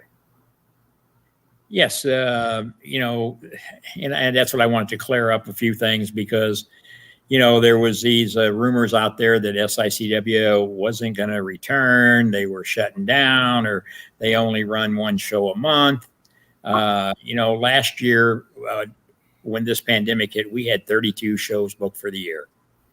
And unfortunately, you know, for the organizations that we work with for their fundraisers, it hurt them. We're going to be rescheduling them just as we said we were. So for those rumors to get out there, I think that was some wishful thinking on some people's part. So, yeah, I've been working with my good friend. I've known the USA Championship Wrestling promoter, Bert Prentice, for many, many years, over 45 years. I've been down there. He has sent people up here prior to the pandemic, the Star Twins, Jake Law. You'll see more of the USA Championship talent up here. We've had some of our guys down there. Ricky Cruz was sent down there for a show. Attila Khan. Sean Vincent was just down there. The Night Train Gary Jackson was down there. So, you know, we at SICW have had the ability to reach out around the country if we need to. New Breed, my good friend there, Scotty Z. Yeah, we've had Telecon's been down there. Of course, Curtis Wilde is, and that's what I was hoping he'd bring up. He owns 51% of the company down there now. He didn't bite on what I was dangling out there on him because he talked briefly about it, but he knows he's kind of bit off more than he can chew. But yeah, we work with them. We've worked with Searcher at ACW. Gary Jackson appeared over there a couple of times. Telecon's been over there. Big Texan has been over there. So, you know, we have, and GQ, you of all people, and I think Rick maybe would remember the banner at South Broadway Athletic Club always said MMWA SICW. Mm-hmm. In fact, there were some tapes that I posted last week that came up on my timeline, and I was thinking about my late friend, Little Dynamite Tony Casta. In fact, some of the matches he was in. So, you know, there were people out there that want to talk about SICW don't want to work with anybody. I think SICW has proven over 47 years now we are willing to work with anybody that's willing to work with us. And like I said, my friend Tony Casta and I did that for many, many years. Scotty Z and I do that. Troy Peterson up at Impact Pro Wrestling. We've had a couple of his people come down. I'm going up there tomorrow for the Luthez Tragus Hall of Fame. We've got Cowboy Bob Orton going up there. In fact, he's already there. Barry Windham, Mike Rotunda, and a bunch of the legends are there. So when it comes to people working with other people, I don't think Herb Simmons has to say, I don't have to prove that. I've done that for all these years now, and I will continue to do that with the people who want to work with my locker room. My locker room made up of guys like Gary Jackson, Big Texan, Gil Rogers, Flash Flanagan, and that list goes on and on. The professionals, one of the leading tag teams, one of the what I call the legitimate tag teams in the Midwest, have been and always would be. They were the first ones that held the SICW Tag Team Championships. So, we don't have anything to prove. What we do have to prove to our fans is that we're here and we're going to be here. The rest of this year, we got matches coming up. A big one at the end of October we'll talk about that is going to be, a 2-ring battle royal for that big night. So, we're here. And as long as the locker room and the fans are happy, we're going to be here. And just because you mentioned Little Dynamite here, great one guy. of the old original promos that guy was able to get signed by him. There was not too many like Little Dynamite Tony Casta. When they say Dynamite come in small packages, he was that was the reason for it. That man done a lot for the business, and we just lost his lovely wife, which was just really sad. Those two were inseparable. All four of us, my wife, Tony, Wanda, we traveled to the Midwest many, many miles. And I don't care what anybody says, I got questioned on my loyalty to Tony Casta. But there's nobody wants to pick up the phone and call me and question that. They'll talk about it. The keyboard warriors, as I call them, or they'll call up their friend and say this or that. If somebody wants to question my loyalty to Tony Casta, I don't have a problem with sitting and talking to anybody, because I can tell them stories that only Tony Casta and I know about. And when I say stories, factual stories. Yeah. Yeah. And we've heard a lot of those stories at some of the Midwest Hall of Fame ceremonies that was told of you, was told of Tony and everything. And I would never have questioned it ever.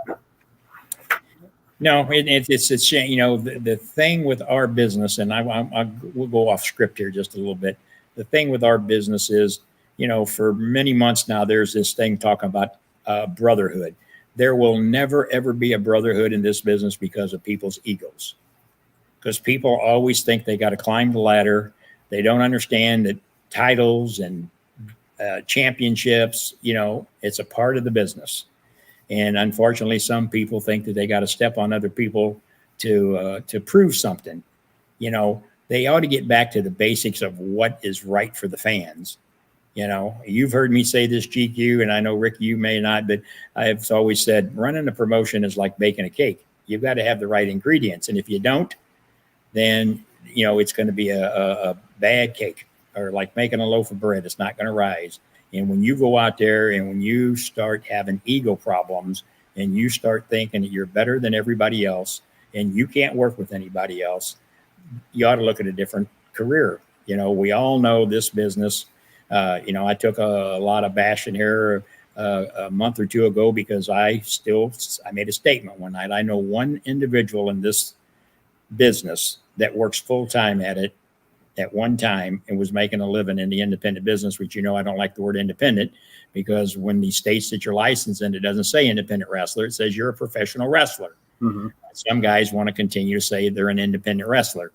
Tokyo Monster Paul Cahagas goes out there and busts his butt, flies all over the country, gets bookings, making a living at professional wrestling.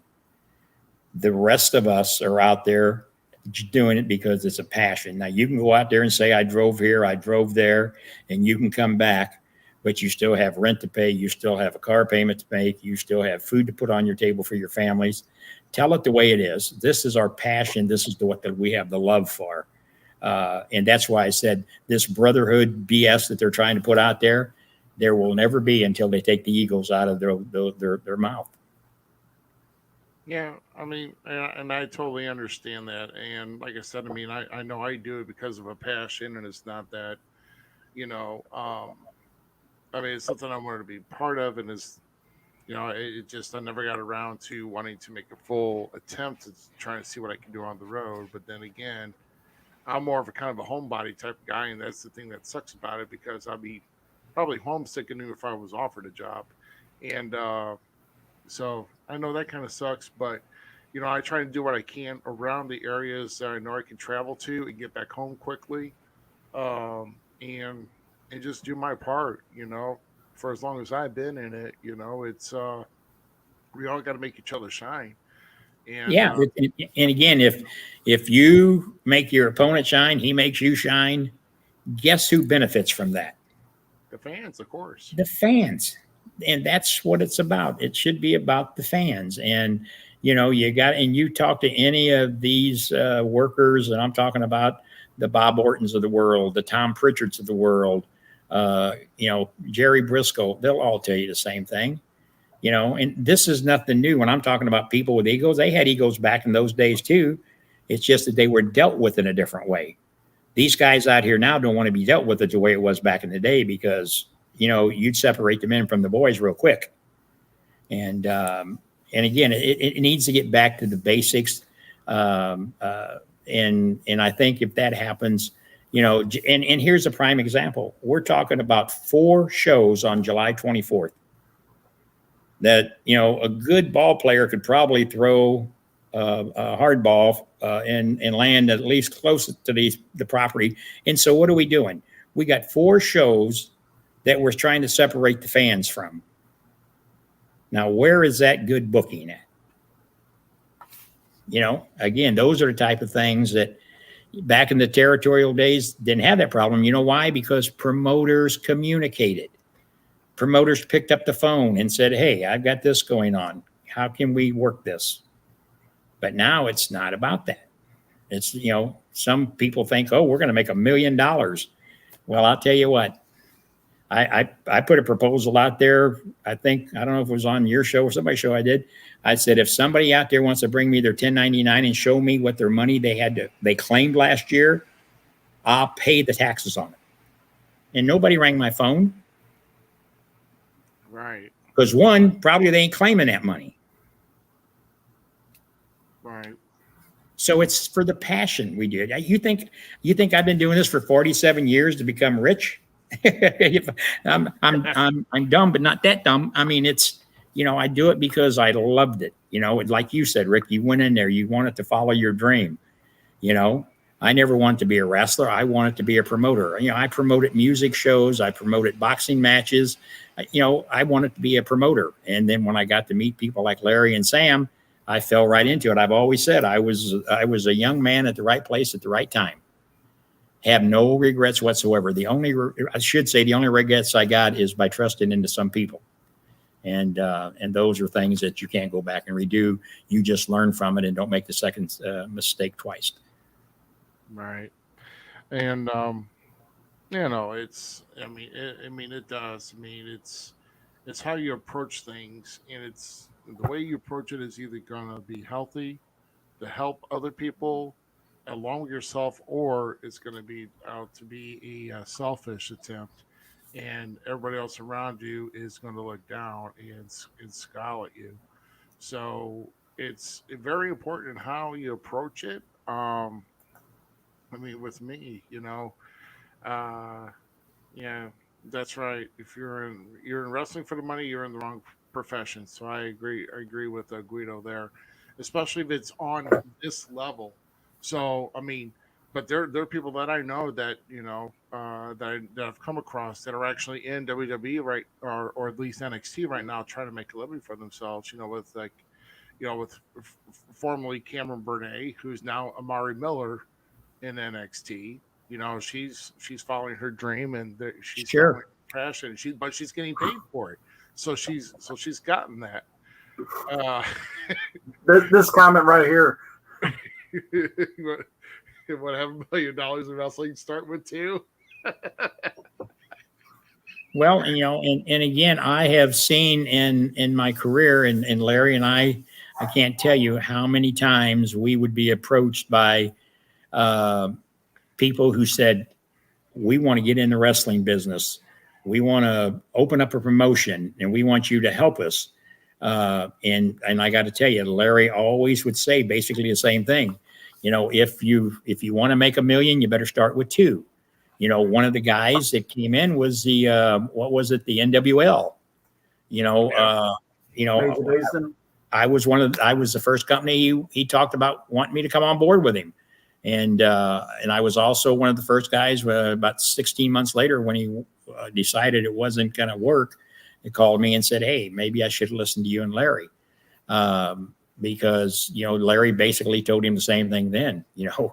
If you want to make and he was doing it. He originally wanted to own his own baseball team, and then that didn't work, he wanted to get into business. And I was so happy for some of those guys that he picked up and put under contract, because guess what? That was probably the first time in their career that they were getting a check. They were getting some benefits from what I was told. And I really had hopes that he was going to be the one to spark this thing. It's kind of like now with Billy Corrigan's group. There's a guy that's got the assets, and I think he's got the right determination for it. But I hope it works for him. But again, you've got to take and look at the whole picture. If you think you're going to get in this thing, and if you let these guys get in your ear, whoever it may be, everybody thinks they know it all. I don't know it all, but guess what I do know? I know how to promote, and I've been doing it for 47 years. There's nothing on anybody out there. It's like Gary Jackson and I talked the other night. Gary Jackson, one of the most senior workers in the Midwest. There is not anybody in any locker room that can tell Gary Jackson anything about wrestling. Nothing. He has been places where none of us have ever went. He's worked with people that some of them could only wish to work for. So when you got a guy like Gary Jackson, why wouldn't you want to listen to him?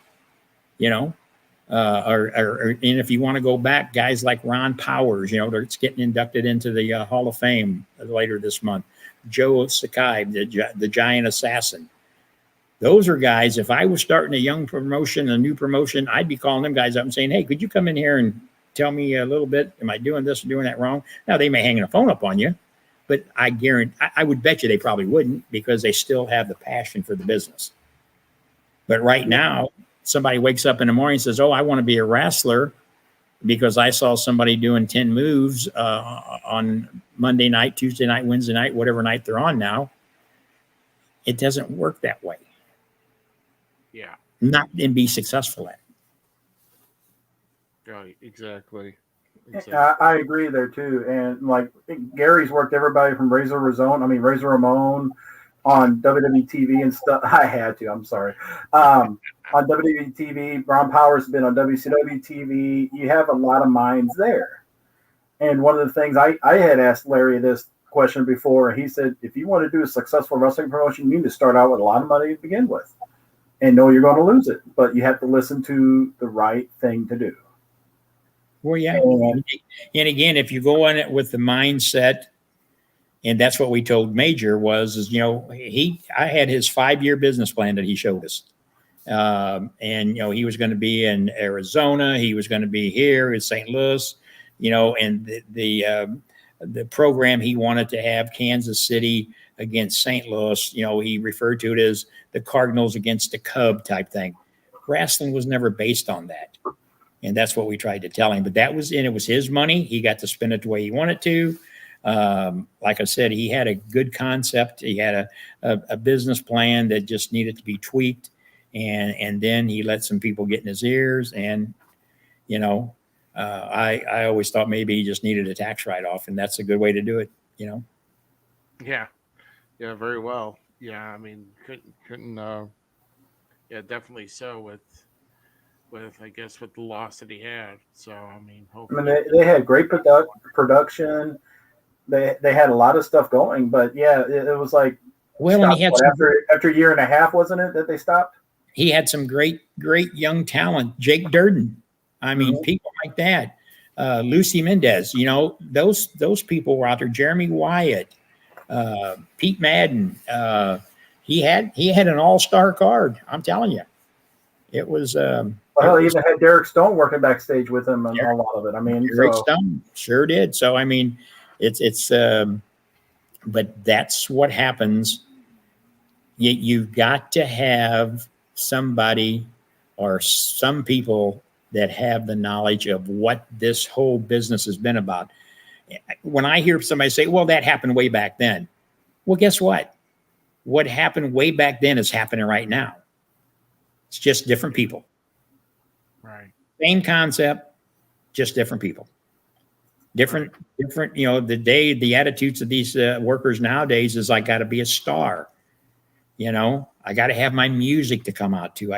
If I don't win, then I'm nobody's going to come and see me. Well, if you got a good booker, good matchmaker, everybody is going to win. Yeah. I'm a firm believer of that. And I've been doing it a long time, and I'm not bragging, I'm not patting myself on the back. It's facts. What I'm saying is facts. I'm not going to say something that I can't back up, because after doing it all this, now, have I made mistakes in 47 years? Dang right I have. Believe me, probably the biggest one was getting into business. But, yeah. But I love it. And, I'm here. And as long as the good Lord allows me to be here, SICW is here. I'm going to give the fans the best possible entertainment that they can. And I say that because I have to count on my workers to do that. Without a good locker room, I can't go out there and entertain the people. I'm not a worker. I wouldn't. No, ain't nobody going in there bumping me. That happened to be down in Jackson, Tennessee. Got a fractured rib. That won't happen no more. Oh my goodness. Yeah. So that was the thing. That was thanks to Telecon and Travis the Crook Cook. Oh, yeah. Now, as far as I know that, before you're going to get started here, like I say, you mentioned that you're at an American Championship Wrestling for a couple events. Are you do you plan on attending any more events for just to stop by if you're not busy with any shows, or are you pretty much going to be in full swing, dedicated straight to SICW? I tell you, I've always, for 47 years, I've always had a policy is I don't go to other matches unless I'm invited. I think that's a taboo that was really an unwritten rule, a cardinal sin back in the day. And if I do go to a match, and Scotty Z from New Breed will tell you, I sit out in a chair. He'll come and say, hey, you can come in the back. If I'm invited, I'll go back there and shake hands, talk to some of the guys. But to me, that's their sacred area. If they want me back there, they'll invite me back there. Searcher, prime example, great guy. He invited me. I've been up to Hannibal twice on his invite. I've been to St. Clair once. But again, I've never been the one to just say, hey, I'm going to go show up, because then all of a sudden, oh, Herb Simmons is there looking for talent, or, he's here to scrutinize.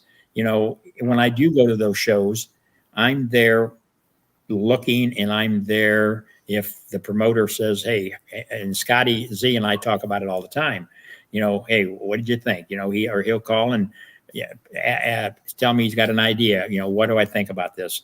To me, that's respect. To me, that's trying to work together. Mm-hmm. And I think if you don't know Scotty, you need to get him maybe on your show one night.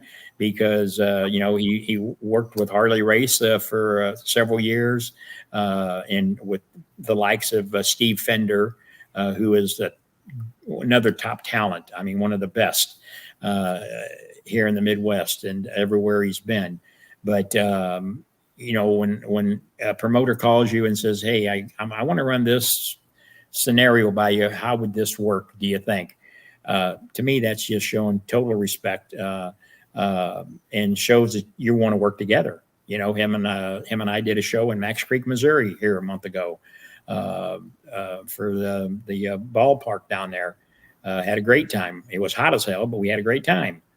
So, same way with like I said, my good friend Bert Prentice. I mean, I help him with that. His TV tapings. The Omen Arena is a beautiful arena. I wish we had one around this area. I keep telling him I'd like to just pick it up and bring it up here and put it somewhere. But when you can reach out, like I said, Searcher, another guy that's been in the business a long time. Look at what he's done with the Hall of Fame that you've all been a part of. Now, if you want to talk about getting the guys together for that brotherhood, man, could you imagine if that type of atmosphere that you see there on one night expanded over the entire year? And everybody's trying to work together. Nobody's stepping on one another's toes. Nobody's stabbing one another in the back. I mean, that one night that everybody's down there together and they're paying honor to people and inducting them into the Hall of Fame, everybody's happy, but then all of a sudden they go home and then it's back, okay, let's go back to our ego trip again. So I'll get off that soap opera. I mean, but it's just facts. It can be done, but each individual's got to want to do it. Oh, yeah. I totally agree. I mean, I'll have to be on board or else it's not going to work either way. So, yeah. But getting back here with your event coming up, like I said, it's been, about 17 months since you've been back doing a show at the East Carondelet Community Center for SICW, and July 24th is Fan Appreciation Night, which, by the way, can you let us know, are all the tickets gone for that? Boy, if they're not, it's real close. My wife and my ticket counter, who's sitting here with me, keeps telling me, they run me a report every couple of days, but it without a doubt, it's going to be. But I wanted to touch bases on why it's a free event, because I've had people call me and say, "Hey, are you nuts? Are you crazy? Have you hit your head? Did you take a chair shot or what?" No, it's just that back during this pandemic, I guarantee you, your life, GQ's life, everybody's life has been turned upside down in turmoil. People's lost their jobs. They've lost, along with that, their income. Just because the pandemic was here, the bills didn't go away. Everybody had mortgages, rent payments, and medical bills. And so the wife and I said early on, if we were able to get this thing behind us, and, which, my day job, I was consumed with it 24 hours a day, trying to keep people informed and making sure people were getting tested early on. And then the vaccine came along, we're still doing that. But we said that a way we wanted to show our support and our appreciation to all of our good fans is we were going to do a free event, our first show back at East Carondelet. And that's what we're going to do. Like I said, I'm a man of my word. You've only got a few things in this world that you can control. And one of them is your integrity and your honesty. And it's like, there's been promotions over the years that will false book people. I got so-and-so coming in. Well, you ain't got so-and-so coming in. And then when the people show up, it's kind of like, oh, well, he missed his plane, or he got hurt, he got sick. Well, that's bull crap. And I've never done that, nor will I ever do that. And it's just like now, we're saying it's a free night for the fans to come in. I hope they buy some concessions to help the community center out. Because we have the hamburgers and hot dogs and all of that stuff. But to show you how some of these fans are, one of my good friend Jerry said, usually I buy $10, $20 worth of 50-50 tickets this month. I'm going to buy double to help you out. So, that's how fans are. His family's been following us for 40 years, and there's a lot more of the Jerrys out there. Big John and Peggy and Betty and the list goes on and on. We all have our regulars, and some of them cross over. John and Rob and Karen, people, Larry and people like that that are your regulars to show up. But what we're noticing about this is, I think our Sunday night show that we've been doing for quite a while now has kept the people interacting with us, and we kept them updated on when we were coming back. I had, Jerry Briscoe on there. I had Dr. Tom Pritchard on there. I had Terry Funk. I had Dory Funk, Brian Blair from the CAC Club. And so we kept interacting with them. And, that was another comment that was made a few weeks ago. I saw somebody said, well, SICW hadn't been doing nothing for 16 months. Well, I've been doing something every Sunday night. And that was keeping my fans involved and talking about the past, the present, and the future. And we were happy to do that. But so we're going to, it's a fan-free night. We'll open up at the doors at 6 p.m. as usual. Bell time is at 7 o'clock. I already said Bishop Stephen's going to be there. He'll make his announcement. We're going to pay tribute to some of our people that we've lost. One is my good friend Tony Casta and his wife. You guys just went through that with Al Blundy. Al Blundy. Al never worked for me, but I got to tell you, when I was around him, when I saw him up in Hannibal, wherever I was at, he always came up and spoke. I didn't realize that the night that I was up there, he had a heart monitor on that night. So always respectful. And like I said, I had a short talk with his son there in St. Clair, Missouri that night, because, until you've been in his shoes, you don't know what they're feeling. And I just told him, you got to keep Pop's looking down on you, and the worst thing you can do is throw the towel in. And so I hope a little confidence from somebody that he's not close to maybe helps a little. We can talk to friend, but sometimes it takes that outsider to get a message over to us. So hopefully he gets, and I told him, if you ever forget Pop, then he didn't mean nothing to you. So you should be thinking about Pop every day. And he does. That much I know, because I live in the same area as him, and we talk a lot. And me and Ruby both know that anytime that he would think of stepping away, what his dad would tell him: shut up, stupid. Yeah. And again, that's just, people get attached to this business. And, Al was one of them. He never was a worker that I know of. But Sam Muchnick was never a worker. Larry Matysik was never a worker. Herb Simmons is never a worker. But just those three people right there that I just named, one thing they had in common is they know how to promote. And that's why Sam Muchnick was around for a long time. Larry Matysik was around for a long time. Herb Simmons hopes to be around a little bit longer. But again, I'm smart enough to know that there's got to be other people to follow. But I'll be honest with you, and my guys in my locker room and I talk about this quite often. With what's going on now in the Midwest, I think the last I had somebody tell me there was 12 promotions out there running.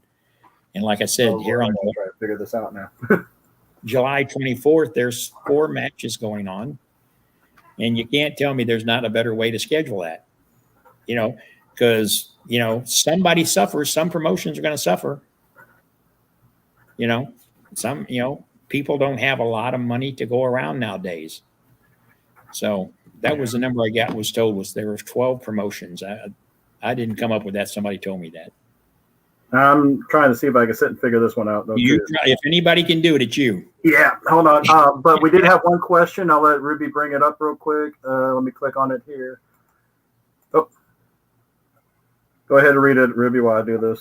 Yeah, so first of all, we got a new listener tonight, Gambino. Thank you for tuning into the show. And like I said, we're here every Thursday night at 8 p.m. Central Time. And hopefully you'll get to listen to more.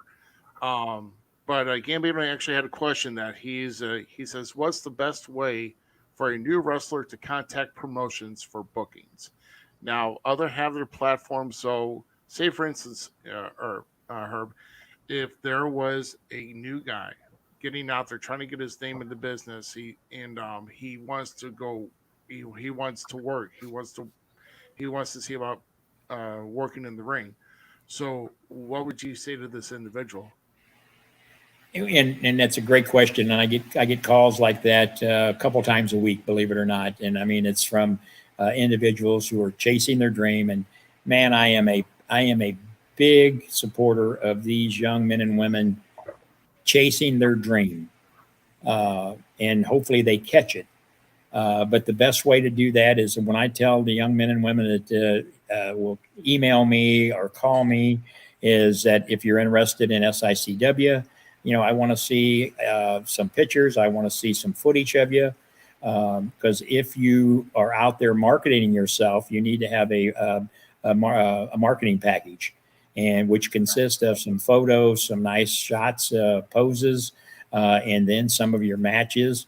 Now, if you say, well, go on YouTube and look it up on there, no, ain't going to do that. Send it to me. I don't have time to sit there because, like I said, I get a couple of calls like that a week. And the way I feel about that is if you're interested in calling me and wanting to check out SICW, then you should be able to say, here's my YouTube link, and then here's some photos. And then I want to know how long you've been working, who you were trained by, and then there's this terminology that came up many, many years ago, backyard wrestlers. But what I want to know is if you have been trained by somebody who is legitimate.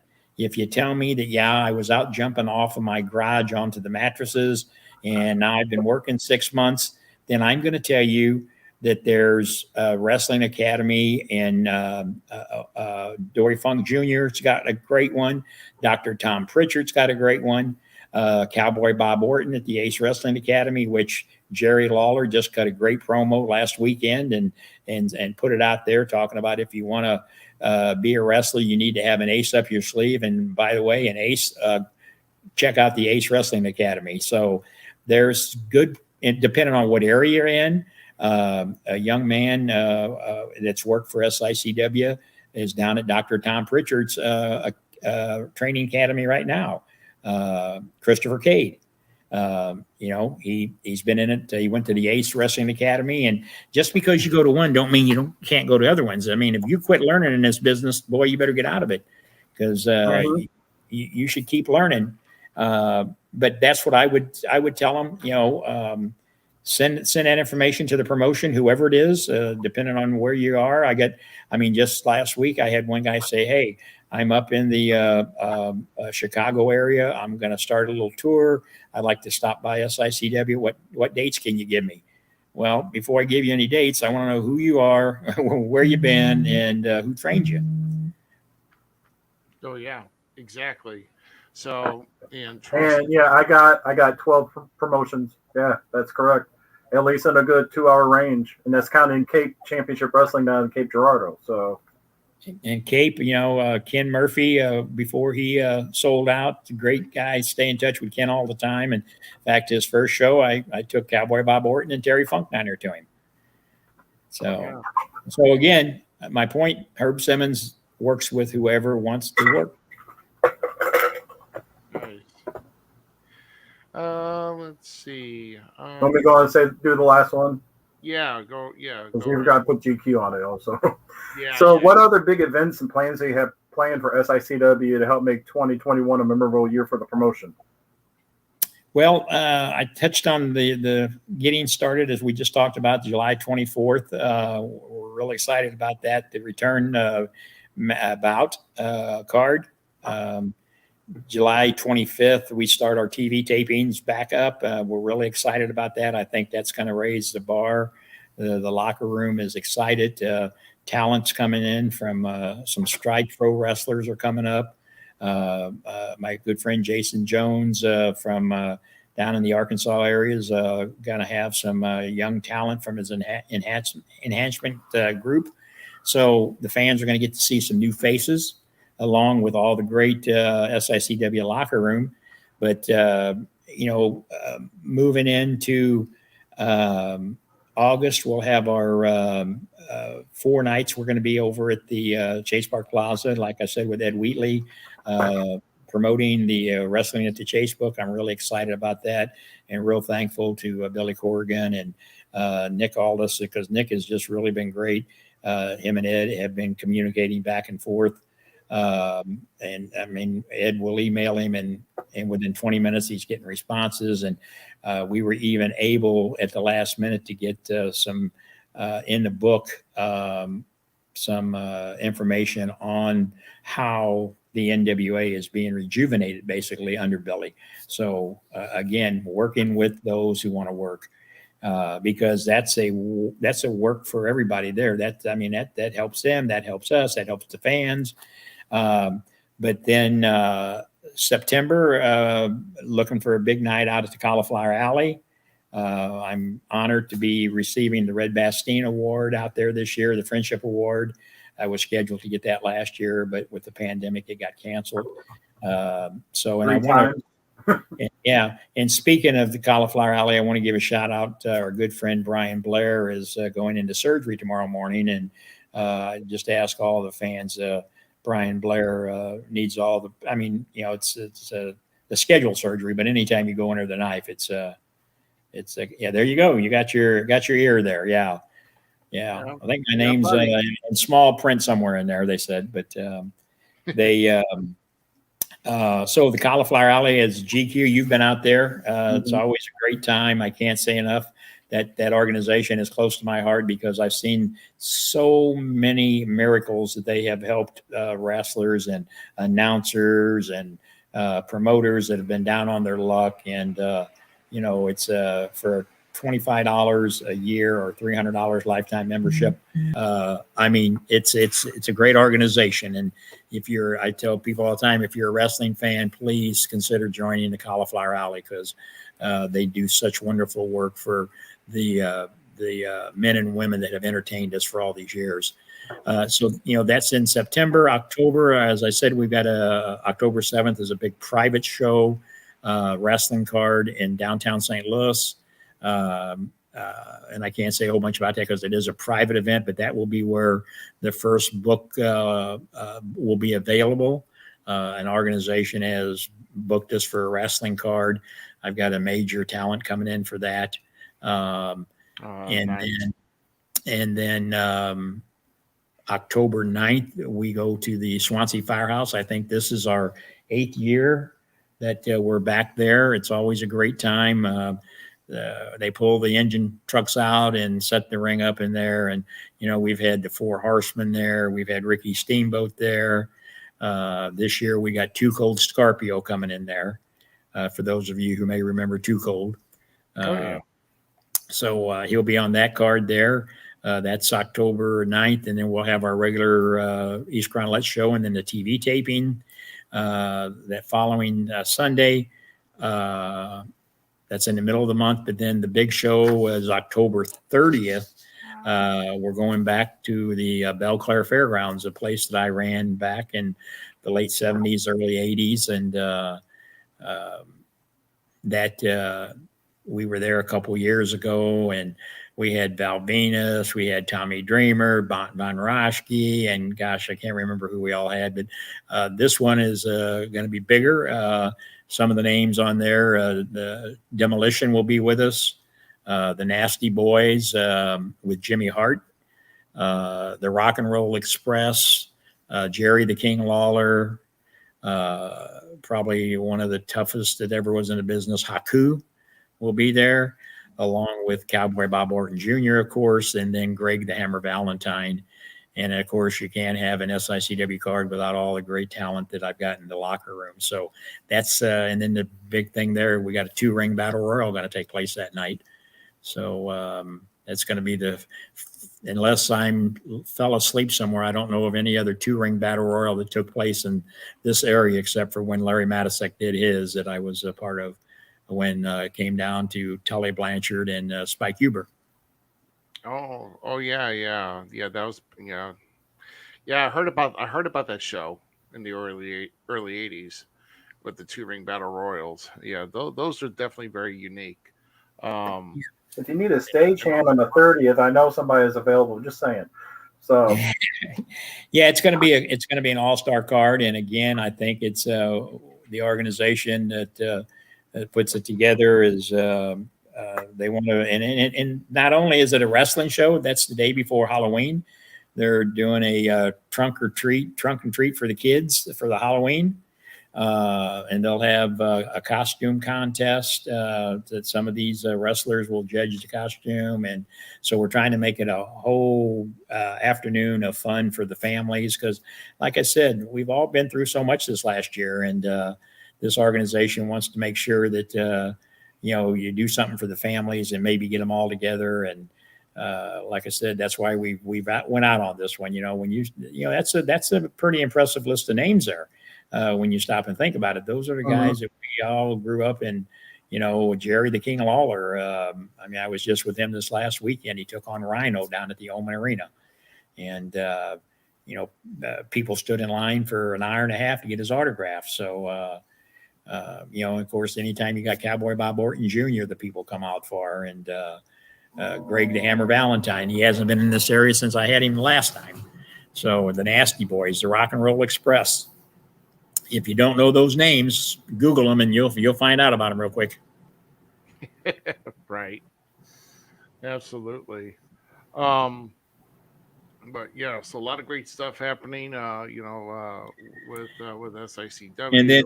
And then one other thing after that, November 5th and 6th, I go to Carthage, Texas, for the Bruiser Brody Memorial Cup. I'm getting an award there, Gimmick Tree Entertainment, and Barbara Goodish, Bruiser Brody's widow, will be there.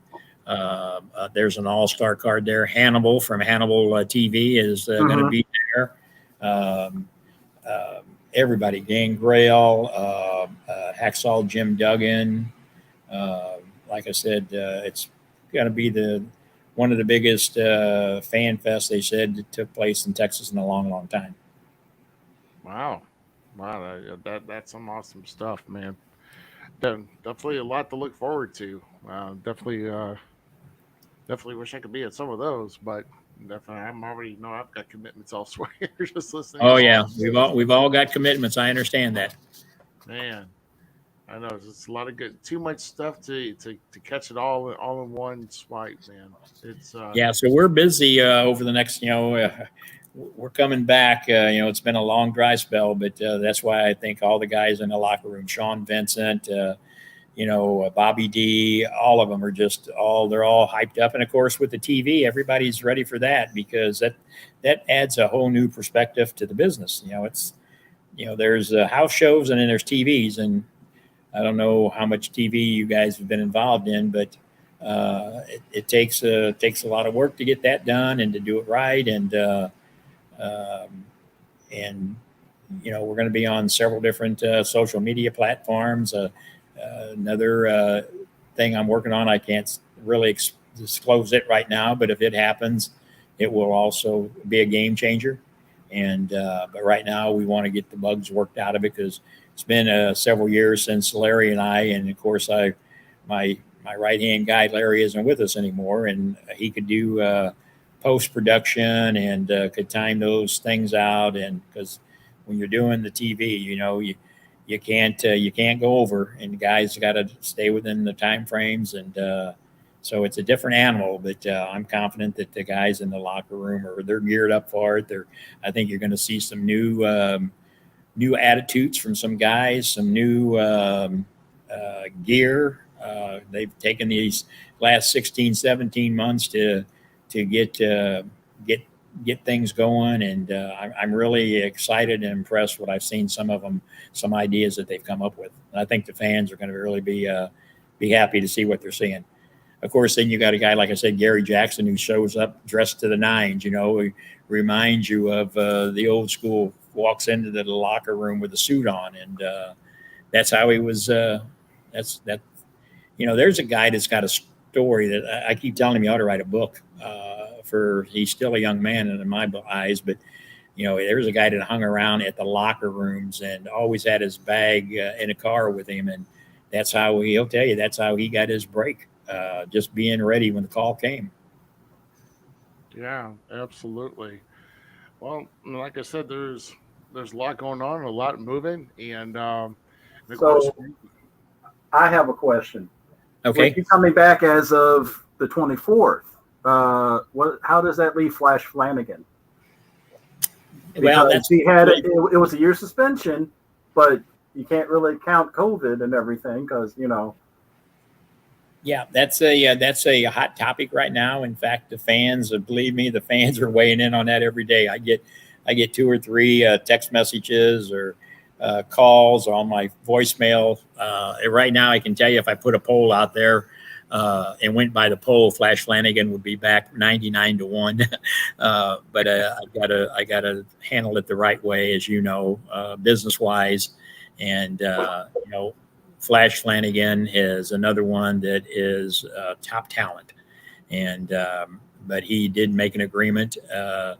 And on one hand, it's not his fault that COVID came along, but on the other hand, I kind of dislike Travis Cook, so I got to look at that.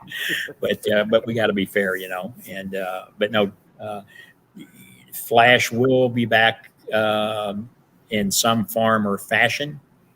And we'll see what happens starting on. We got a lot going on. We got a new belt we're going to be introducing. I don't know if you guys. Yeah. That's what I meant. That's what I meant. The St. Louis one. Yeah, the St. Louis Wrestling Hall of Fame championship belt that was created. So the fans would get a first-hand view of that belt, and I'll tell you, man, there was a lot of detail on that belt, and that looks tremendously sharp. Yeah, it's going to be, we Nick Rednire, my good friend Nick, that you guys all know, decided that, we were going to put all of the inductees' names on that belt in the St. Louis Wrestling Hall of Fame. So when you talk about prestige, when whoever ends up getting that, because we vacated the championship belt because, Ricky Cruz was the champion, and because of scheduling conflicts on his dates, he wasn't going to be able to live up to the dates that we have coming up. So we had to vacate that title. And so we're going to hear about all of that. But this new title has got everybody from Lou Thez to Sam Muchnick to Johnny Valentine. So whoever ends up I give that belt to is going to have a little prestige there, and then they'll get to brag about maybe someday their name will be join the list of names on that title. I don't think you'll find a belt out there like that. Right. And so, and one other quick thing here, does the St. Louis Wrestling Hall of Fame have? I mean, I know you said it's moved out from the South Broadway Athletic Club. Does it have a new home right now? Nick's actually working on that. In fact, he called me just a few days ago, and he's got a prospect, and I can't say where right now because it's not confirmed. But, we want to find a place that's going to be convenient for people who want to, go and look at the plaques. And but Nick's working on that. I mean, I'm sad it got taken out of the South Broadway because I think that was a ideal place for it. But, when things happen, you got to move on. And that's kind of what the attitude some people have had. And, Nick had those plaques made over the years. Tony and I contributed to a little bit of it, but Nick did the most of the work. So, they're actually, those plaques are his property. And not only, you got to remember, not only did those plaques that were displayed at the Hall of Fames, we gave each of the recipients that were still with us a copy of the plaque, or their loved ones who was left, whatever. So, you had double plaques that had to be made. And that was quite a costly expense there over the years. And but he's got the portable St. Louis Wrestling Hall of Fame, and in fact, we've used that over here in East Granolette. We're probably going to use it on our big October 7th private club night, because it's a pretty fancy private thing they're doing with the book.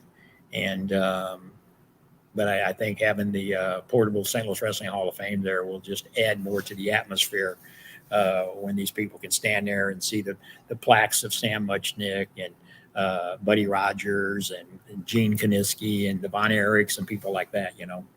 Tells the story of kind of what Ed's doing with his book. Mm-hmm. Nice. Well, like I said, I mean, definitely hope the rest of this year, when it kicks off the ground for SICW, I definitely wish nothing but the best for you, Herb. I know that these events that you have lined up will do very well, very successful. With the history of the promoting that you've had, and definitely wish you nothing but the best on that. Um, but make sure you follow SICW Wrestling Explosion on Facebook. Of course, Herb Simmons can be found on Facebook as well, and he'll be definitely posting those events. Also, guys, remember one of the main reasons why we're here tonight: Wrestling at the Chase, the second book that's coming out. And like I said, pre-order. You'll be able to pre-order that soon. Once again, that website. And I've been scrolling this most of the night. STLWrestlingBook.com is where you want to go if you want to do a pre-order of the book. Have it signed by Ed Wheatley. The book will be coming out at the beginning of October. And I'll tell you what, I can't wait to view the book myself. I definitely want to get a good read all the great stories, the way these guys, get some great insight on, on the great history of wrestling at the Chase, even great photos of wrestling at the Chase. Mm-hmm. Just a lot of fantastic stuff that will be in that book, and definitely looking forward to that piece of history being released, because I'll tell you what, that will be a collector's item. I'm almost guarantee when it comes to for great items to hold true in professional wrestling, I should say, on there. So, Herb, do you have any other last comments or anything else maybe we haven't touched on tonight that maybe you want to talk about? No, I think that I want to thank you guys again, because you give us the platform to come on and promote this book, because that's how much I believe in it. As I said, Larry's book was great. The Wrestling at the Chase book, that was a long time ago, 16 years ago, however long that's been, I think, if my math is right. But I think Ed has done an excellent job on this book, and I think the fans are going to be the benefit of it. And as I said earlier, it's a book that, if you start to look at it and look through it, and if you got to leave or something, you can come right back. You're not going to miss a beat, because that's why they call them a coffee table book. And it's not like you got to pick it up and read it and front to cover. I think it's going to be a good conversation piece. So, but I really appreciate you giving us the opportunity. I wish Ed could have been with us tonight, but like I said, we've been doing double duties, and next week we've got several different social media things lined up and some meetings, and because the book is at print right now, and we're really getting things all lined up, ready to go. And there's going to be some other shows that's going to be coming up that we'll have the books at that he's working on, and it's going to be I think the next 5-6 months is going to be a good ride for SICW. Yeah, absolutely. And one more time, I show the book real quick. Again, right here. Yeah, there. Yep, Wrestling at the Chase, a great cover.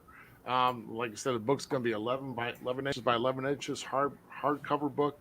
Definitely something to that it's you're going to have to really try to. Well, let me ask you guys a question. What do you think about the two guys that's on the front cover? Oh my gosh! Let's see. That was. Hold on, let me bring it back up again. Bruiser, right? Yeah, the two main guys there. The two Bruisers. Oh my gosh! Definitely legends in this business. Bruiser Brody, travel, world renowned. I mean, I did have, like you said, toward the end of their lives. Like I said, I met Bruiser Brody at the signing when he did a show here, March of '88. and then of course with the Bruiser, I saw him with at Starrcade '90 when WCW did their first pay per view here in St. Louis, and with that whole big cage match with Sting and end up being Flair, was the Black Scorpion. So I mean, I definitely hold those memories true. Bruiser just a tough guy. Brody, man, Brody and Bruiser, boy, I would love to see a match between those two, because I know. Yeah, they. I would say that those two definitely, if you were to think St. Louis wrestling, those two would definitely be at the top of the list. So, yeah, I got to tell you, that was one of the toughest decisions to make. The cover, and then of course the back of it. We had a few discussions over too, because the back of the book shows, it kind of circles around with what they call the thumbnail photos of different people. So I'll bring it back up again for you. And yeah, can you see it? Yeah, here we are. Yeah, it's the artwork is stupendous. Yeah, that's the front of the cover, but on the back of the book, it's got like thumbnails, kind of a little bit smaller than the other ones on the side there. But there was some discussion that Ed and I had over who should be in that circle around on the back of the book. And I was able to point out why I thought that certain people should be on there. And that's what I liked about Ed is all I had to do is show him the facts, show him the statistics. And he was like, hey, I can't argue with that. And and that's what I think is just really, really great about been working with him on this. And believe me, when I say work with him, he's done 99% of the work on this book. I just been that one little percent and provided him some material and some guidance and some memorabilia that he probably couldn't have found anyplace else, which, as he says, is what's going to really help make the book. And he's really supporting the professional wrestling in the St. Louis area by doing this, I think. And then, like I said earlier, we're getting pre-orders for this book from around the country. So that tells me it's going to reach out there. And believe it or not, we're even getting some requests from Canada. We found out that it costs like $50 to ship a book to Canada. So we got to find a cheaper way to do that. But we've got quite a few, requests coming in from Canada area. And, it's going to be great. He's done a great job, and I think especially you guys as fans are going to just enjoy it. If not, I'll be totally shocked because I know you guys, your passion for the business is like mine, and this is going to be something that you'll want to get signed by Ed and show it off when you got your friends and family over. Oh yeah, I mean definitely a piece that someone. Every wrestling fan should have on their coffee table for sure. I do want to leave one thing here that was made in the chat. Herb needs to write a book. Oh, yeah. Well, I've had that, back when Larry was still with us, he always told me the same thing that I said, and Dennis McCausey and I have talked to Tella because, Dennis wrote a book and, but I tell you, you got to be a certain. Do what? I have it over there. Oh, do you? Well, hold that up and show it off if you can. Give me a second. Yeah. Go for this stuff.